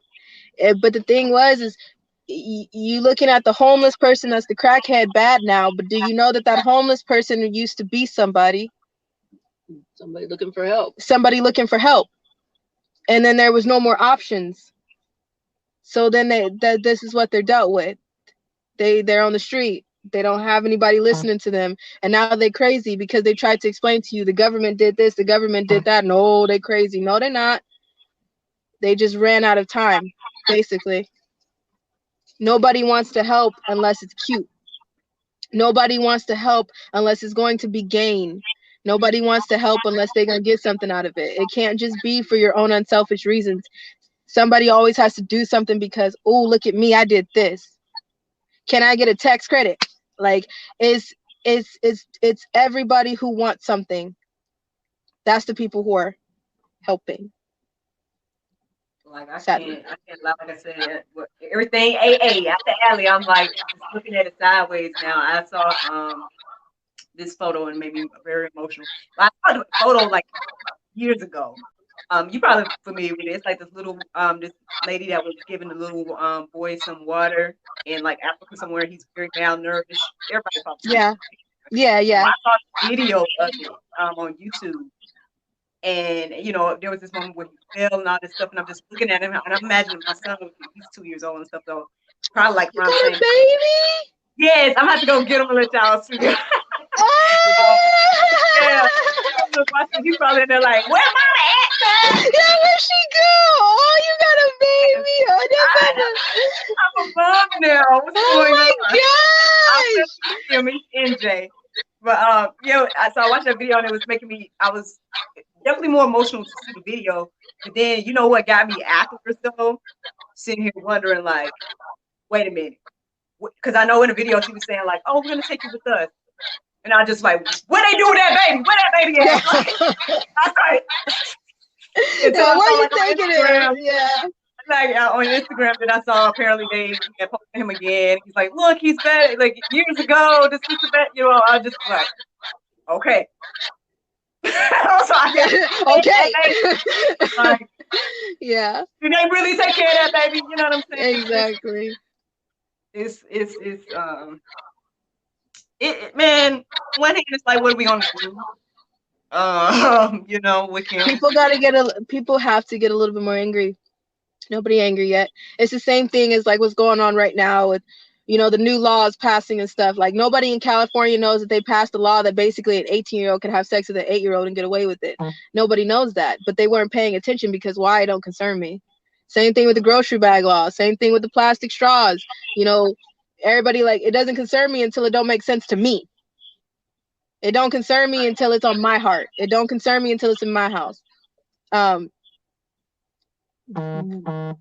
hear a lot of people are, you know, I saw somebody say, well, my dad lost his job in the oil refinery and he's mad. And this is all because of, you know, who you voted for. But then somebody came back and that person was like, wait a minute, didn't you vote for them? Like, you know what I mean? But then it doesn't dawn on people. It doesn't dawn on people. And then they like, huh? Right. No, I was just saying until it's too late. It's just, I mean, yeah. Why aren't you paying attention to signs, man? Like, yeah. All these signs. It's gonna take a lot of people getting angry. And I mean absolutely angry to be like, all right, it's time to do something. It's time. I don't know what I'm about to do, but I'm not just about to sit here. That's where we need to get to. I think Russia got to that point. If you were in the Telegram chat, I seen Russia. I love you. Russia, get it. Russia out there, you know, they citizens don't give a damn anymore. They like, you cops are lying, and you know, our government is lying. And I don't care what y'all say. I don't care what curfew putting us out on. We all right here. What you gonna do? They joined arms at one point and stood right there. It's like, we're not moving. That's what this land was taken on. This is where we come from. Somebody disobeyed something. Somebody said no, and I say hell yeah. That said don't touch it, and I'm about to touch it. Like, you know what I mean? But it has to get there. These laws are not messing with people yet. You know, they're like, oh, okay, somebody lost their job in the oil refinery. What does that have to do with me? Oh, it's not going to concern you until you get in your car and try to go get some gas, and gas is too expensive and you can't get to where you were going, and you remember that you were making a profit off of the check that you were getting from what you were doing and where you were working at, and you know that was getting you to and from work for the week. But then when you get to that gas station in a minute and see that I can't get to work, I can't get to where I need to be, what the hell is happening? Is remember it's who you voted for, and you didn't give a shit. Like, if people understood that, if at one point, if you finally put your heart into it, and if you listen instead of just hearing something, and you listen to reply, or listen and not listen to reply, then we would be somewhere. But right now, nobody knows we are in war, and it's not going to hit people until there's a body count and it doesn't have COVID on the label. I think that's what it's going to take. It's going to take a child coming out of the ground. It's going to take somebody seeing a child's lifeless body that was chewed up and ate up and beaten and tortured and raped so many times that their body looks like ground beef now. That is what it's going to take for people to, okay. But until then, we got people sitting at dinner tables with their own family and can't even have a conversation over chicken. Like, I feel like people, Thanksgiving and Christmas, a lot of people were like, listen, we didn't even get to turkey. Okay. We didn't get turkey. I got in the house. Turkey was still cooking. I tried to talk to some family. We got in a big fight and I had to leave because I can't even talk to them because they're not drawing it's a clear day. I just want somebody I'm holding the strip and nobody want to land on it. Like, it's going to take that. And that's the part that sucks. But until then, there is an army. And like I said, there was nobody that bust down a door. There was no army that came in and took us out. I've been arrested a few times and recycled right back by Brotherhood cops, Brotherhood shelters, centers that I'll get into. That is in my insurance videos that one day I'm out because they're very big centers known in Florida and Los Angeles. And I don't know, it's gonna take something. It's gonna take something bigger. You know what? What? The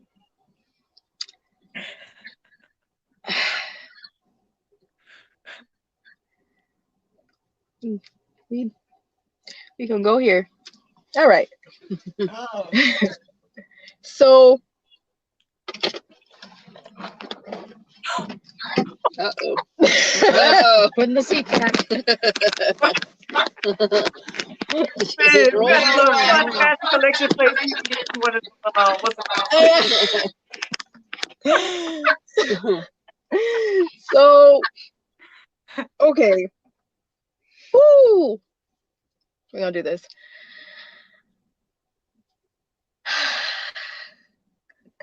I got this.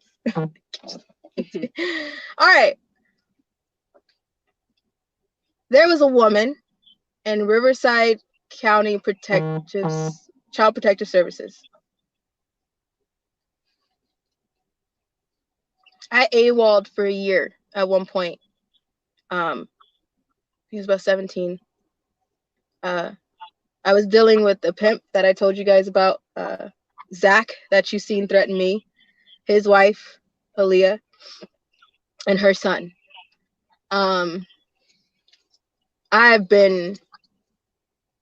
My foster parents have been paid off numerous times. My social workers were in on it. My judges were corrupt. My attorneys were corrupt. They knew a lot. At one point, I told CPS the truth.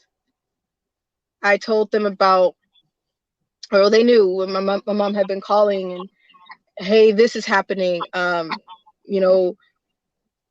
Let her come with me. I was trying to fight to be with my mom. Nobody wanted me with my mom, but nobody could have me.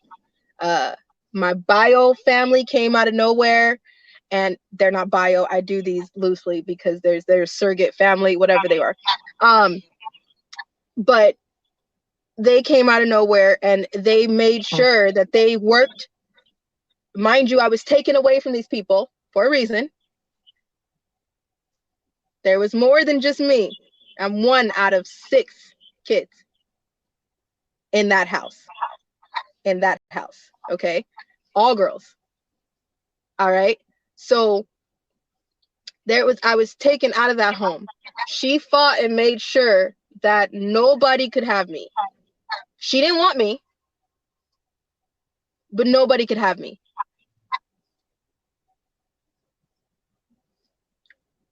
I went, at one point, it got to one of my agencies. I was being beat and raped by my foster dad, my foster brother. A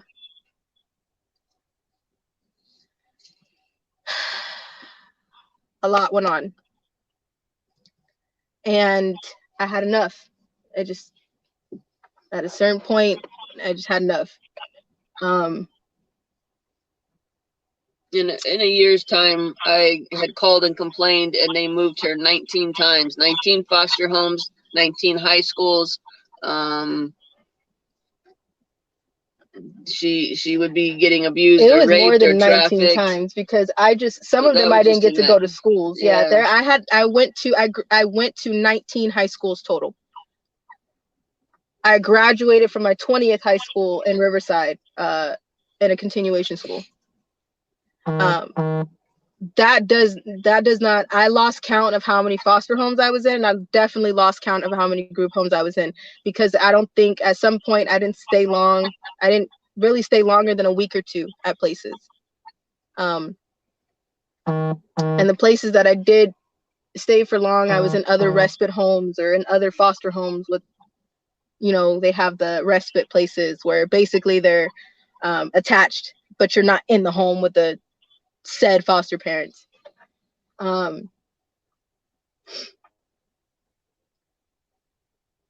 There was an agency, a foster agency, that at one point I was beat really bad by my pimp. It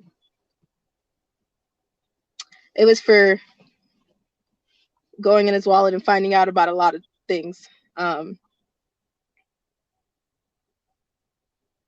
He cracked my ribs. I couldn't breathe, just sitting still. There was a lot going on. In that, and then in a foster home, I was put into a hospital because I was talking back to one of my pimps, my female pimps. Her husband is a doctor, so they put me in the hospital, and then she was coming in dressed in scrubs and making me sick to stay in the hospital. Injecting her with stuff and putting stuff in her IVs. Then I was auctioned to Russia, and that's when and I had already been with the man who ordered me before, so I knew when I went back that was it. He was gonna kill me. There was no, I'm shocked that I made it back in the first place. So the next time I knew he was gonna kill me. So that's when I ran. We talked to the supervisor. Her exact words were, the CPS supervisor. Her exact words were, if you run again and if I find you, I will ship you to Arizona and you will never come back and no one will ever find you.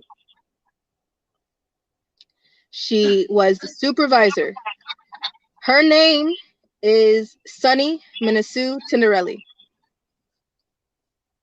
She works in Riverside County Protective Services. Yeah. And this is somebody that was supposed to be helping you. This is the supervisor. Yeah. She helps a lot of children. Helps. Yeah. The corruption, y'all. Arizona has a huge trafficking problem. There's a lot that goes on in Arizona, so she was making a bigger threat than we probably realized at the time. Saying, "Oh, I'm just going to ship you somewhere." Shipping you to Arizona is kind of like a last stop before they send you out of the country, kind of a thing. So there was just a lot. There was a lot, and she was very hateful. I think I still have the written letter to her. I think we still have that written letter. I wrote her a letter and I saved it.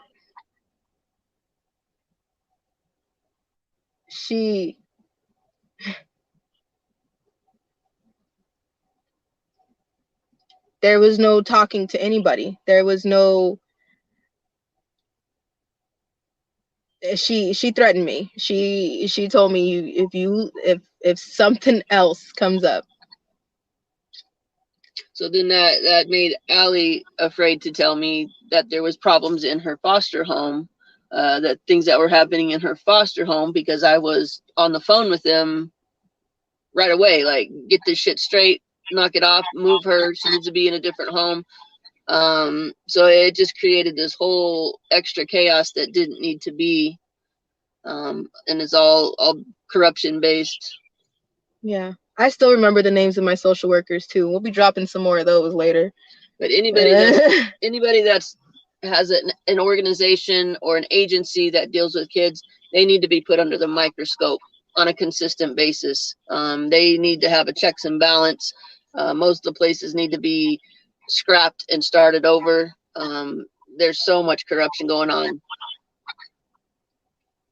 Yeah, you know, and that's the thing. Like, before I left for CPS, before I was put into CPS, you know, I was going through hell. I was put into CPS, it got way worse, and then and then you know, I was already basically doing things on my own, and I started begging for CPS's help. But at the same time, my house was immaculate.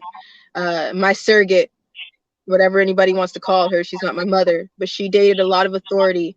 So she dated the chief of police. She dated my campus supervisors of my school, who used to take me behind my school all the time. People knew him as my play dad. And he was able to get away with things. He could pull me out of class. He could take me home after school. He could do whatever he wanted. She never stayed with somebody who wasn't not married and who wasn't in authority. But everybody knew this about her. Everyone knew this about her. And in Black community, we know that a lot of people in the Black community swear up and down that it just don't happen. That doesn't happen in my house. Or it's harder to accept. And every Black woman in my life has been wicked.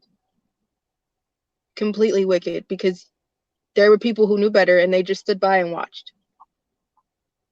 And I feel like you're just as guilty. There's nothing you could say to me now. Like, I used to go into places and they're like, oh, you made it. Oh, you're getting older. Oh, I didn't know you were gonna make it to get old. And I'm like, oh, thanks. Without your help, you know, there's nothing no one can say to me. I'm pretty sure that whoever was on something big was always, she basically, whoever she was, surrogate, whatever, she screwed her way to whatever she had to do. Married, not married men, whatever.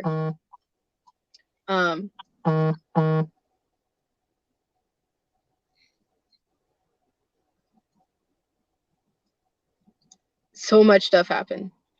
And, you know, some of my sisters in that family used to hate me, and they used to, you get so much attention. I'm like, it's not the attention that you think I'm getting. I'd love to not, please don't give me so much attention. You know, I was the one that was targeted completely, and it was my fault because no one understood.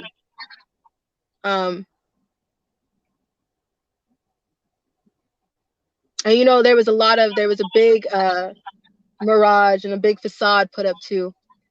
She got a lot of money on child support, numerous things, numerous government funds that she received because all of her kids did not have the same father. So she received a lot of funds, but she didn't receive funds from me. And she used to tell me that whenever she beat the hell out of me, I don't get money for you.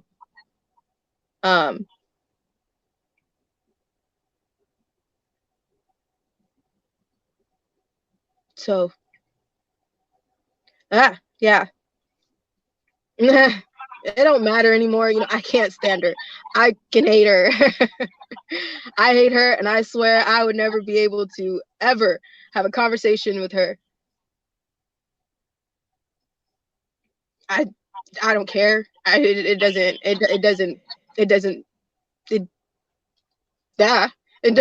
speak. It doesn't bother me. It's whatever. But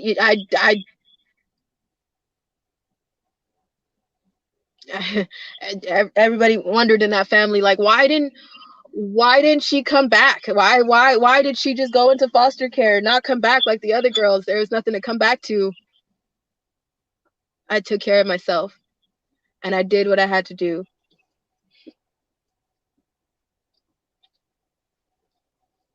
And I don't even know who I was as a child. I don't have a baby picture of myself. I don't know who I would ever be because I didn't get that chance.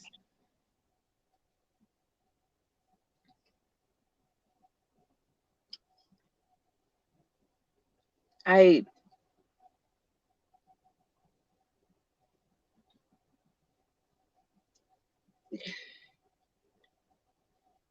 there was always this facade that she was this amazing mother.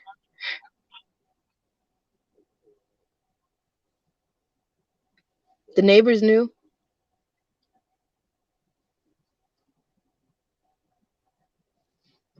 The neighbors knew.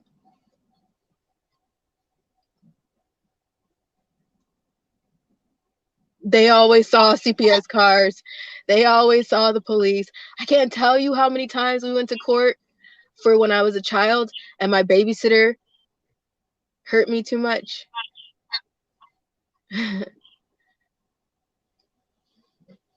And, you know, every time because she didn't receive money for me that she needed, I was the one that was pawned off at the daycares and at random child sitters that I'm still fucking dealing with now. And and she went to court. She went to court, and I will never forget being like, I don't even think I was like 7. I had a serious like pee issue when I was a kid. I did. Anxiety. so like I had an issue.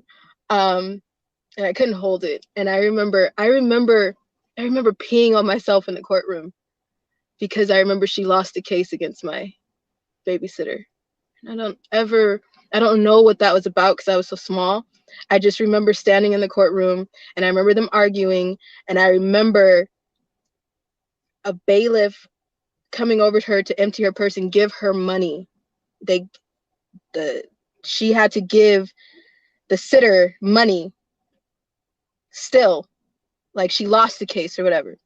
I had bruises. This woman beat the hell out of me and raped me and her freaking boyfriend. And she set me outside in the middle of the cold in Ritchie Canyon in a driveway and waited till my other sisters got off the bus to find me in the middle of the driveway after she beat me and they were done with me. And somehow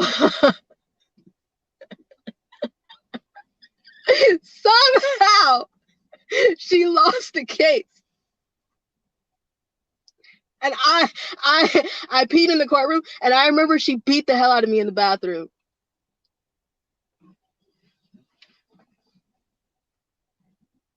It was my fault. If she ever sees this, I swear to God, I have nothing to say to you. You don't want to talk to me. You never want to talk to me. I'm laughing. You're not laughing. I'm so sorry. No. I mean, yeah, like.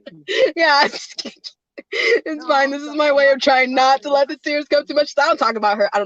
Oh, I don't like talking about her. I don't even get into that part of me, but I swear we're just getting to the more that I do like interviews and talks. I know we're gonna eventually get to like younger me, and apparently that's what people want to hear about, but I don't think I think that's gonna be in a book or but sometimes it really irritates me because like the things that I really don't talk about, people just don't get.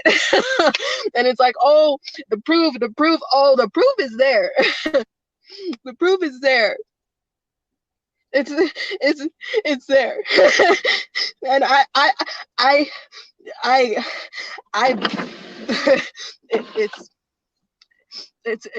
it's woo, it's fine. It's fine, because you know what, there is nothing that she could ever say to me, you know, and if ever and it like if somebody ever did talk to her, I would love for her to explain to me how I was still put at daycare. I was still with a babysitter. It was still my fault. I was still in the wrong for speaking out. I still did it the wrong way by saying something. It just sorry. sorry. The things I've been through, it doesn't matter anymore. Yeah, but if we really wanted to get into reports, or if we really wanted to go backwards, or we could go backwards, or we could talk about some things that I am still very angry about, but I just had to say whatever, because you know what? I can't take it back. This is why I said what I said before about like people should just leave kids alone, like stop messing with kids in this way because they don't see how this affects people throughout their life. You know what I'm saying? Like these are things that have happened to you when you were young and it still affects you. You know what I'm saying? And Yeah, so, yeah, prayerfully, I'm not talking to nobody right now that is on yeah. this line. But if I am, leave the kids alone. Like, Right? really, like, How hard is you that? That don't shouldn't need be a hard concept. Yeah. reasons. Like, just and really, really, and if your parents really think about that, because honestly, like I know that my family, I believe my son's grandparents, they all want to like just take them, or they all want to. One one grandma, my husband's grandmother, is like, oh, just let them stay with me for a month. I'm like, who does that though? Nobody don't really do that. No She's like, I'll pawn him. nobody would do that. Like I can't just say, not that I think anybody would do anything, but at the same time, you know, well, I mean, I've said this on my podcast. Anybody that's already listened to me on the podcast, I've had this confession that basically, long story short, I was molested by a babysitter. Now, by the grace of God, I don't have a horrific story. I just pretty much, I just feel like for me, the situation was more so I was just introduced to things I shouldn't have been introduced to. Like, I shouldn't have been kissed when I was little. I shouldn't have been touched or whatever the case is. And there's still residual of that, in regards to me growing up with I mean, I guess there's a reason the show is called God, Sex, and Love. These are the things I would think about all the time. And I'm like, here I am growing up throughout life thinking about this stuff, and it's like, here I am, this horny person all the time. Like, these are effects that people have from things that happen to them. And so, leave kids alone, man. Like, stop introducing them to sex right now. Like, stop trying to introduce them to all this stuff. Like, let them just be kids and be innocent. And for parents, we got to be more,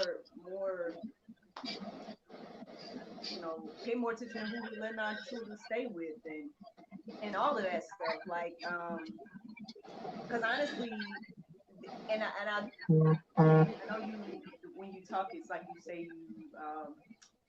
sometimes I guess you feel like you feel guilty to a certain extent about some things, or even with the whole situation of feeling like things may have been your fault, but I mean, you were the child in the situation. So at the end of the day, and I've wondered that too, because I'm like, why didn't I say anything? But I'm like, well, I didn't necessarily know anything was wrong until I grew up and learned that, oh, you shouldn't be touched in certain places. You know what I mean? Like when they started to teach you about places in school, that had already happened. So I was like, oh, that wasn't you know what I mean? Like that shouldn't have happened to me. Oh, okay. And so I grew up to realize that what that was and everything.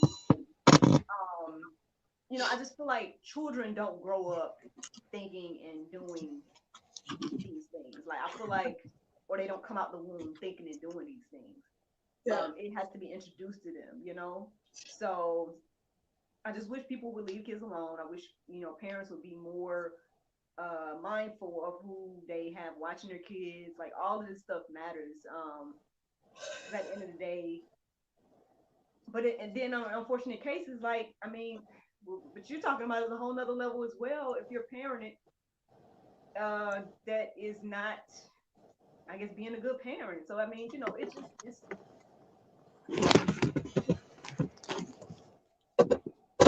Ah, I um lost her. Oh, there she is.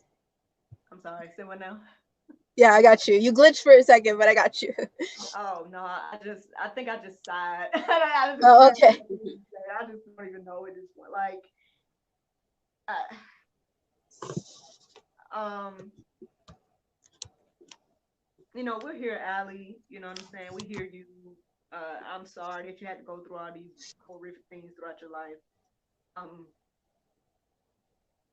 I mean, if it brings you some peace to know that you're being a voice for the voiceless right now, and that you're being heard around the world, and that your story is resonating with a lot of people, hopefully that brings you some peace. I mean, I know that it's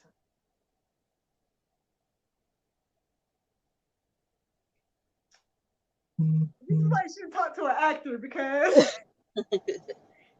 you feel people's stuff. Or at least someone like me. No, but Oh, yeah. this world is crazy. Like, and Yeah. Oh yeah. I'm why do sorry. we hurt each other? Like, why? It's people fighting about the wrong things. people The wrong people stuff. Like, yeah, people out screaming for the wrong things. We got things on the news. stop Sorry. watching the news. Right? But the ah sorry. The the things on the news is like, is that even important? Like what are we even talking about? Like the things on the news right now, if you go on the news right now everywhere, the things that should be on the news, oh my gosh, stop. Is not. Oh my gosh. I am so sorry. You know, brought them out of me. We all might as well cry right now. Throw some tears for everybody. Throw some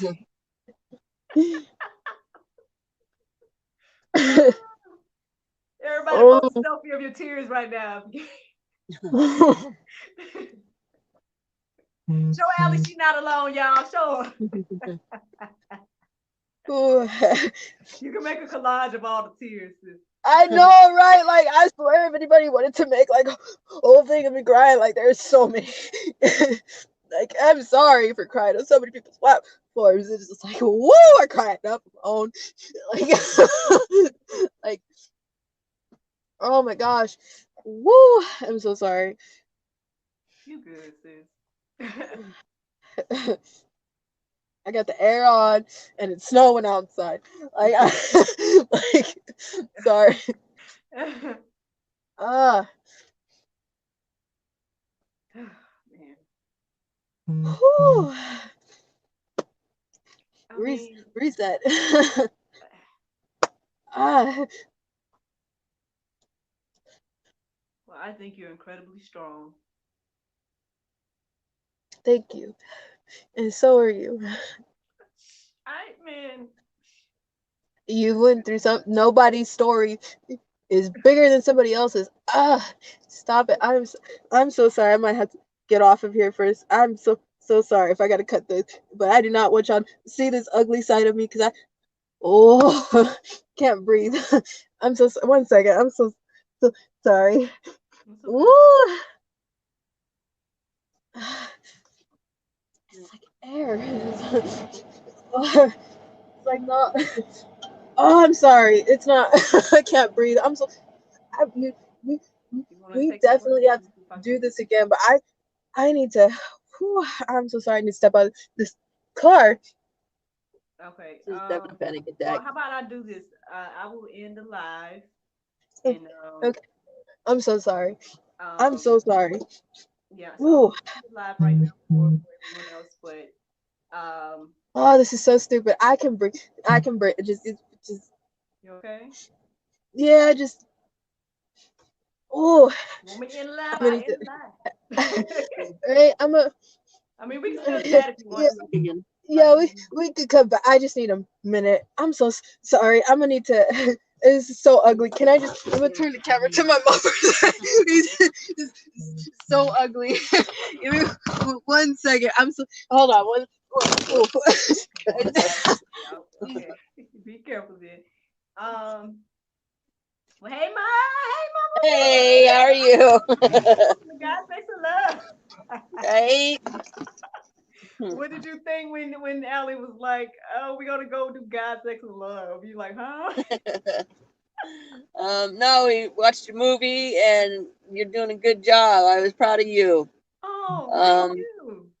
hang on. I'm hoping Hollywood gets cleaned out and decent regular people can just take over and do what it was intended to do in Hollywood. So, um, Thank you. Yeah, hopefully so. Hopefully so. Like I said, look, AA at the alley. I can't look at it. I'm like looking at everybody sideways. Like, Oh yeah, most of us don't even know somebody that hasn't been abused in some fashion. I stop and take count of the people your friends, your family.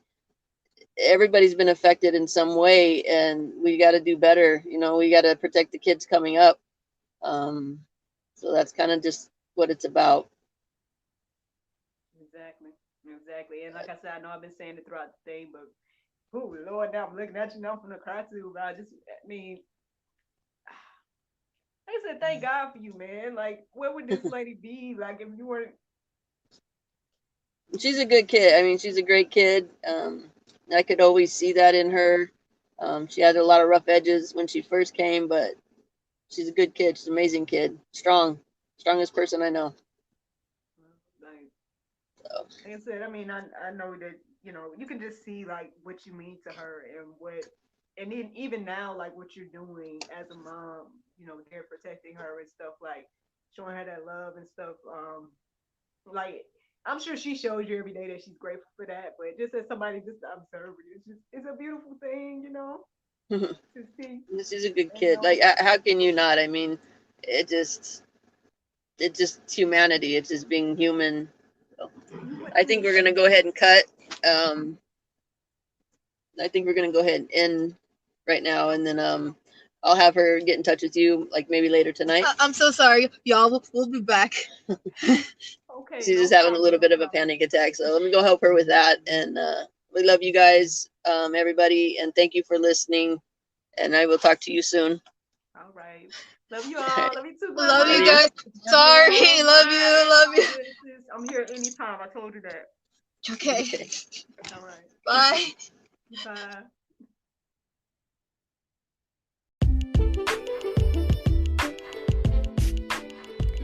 This podcast has been brought to you in part by Inspirational Therapy Session Incorporated, inspiring teens since 2002.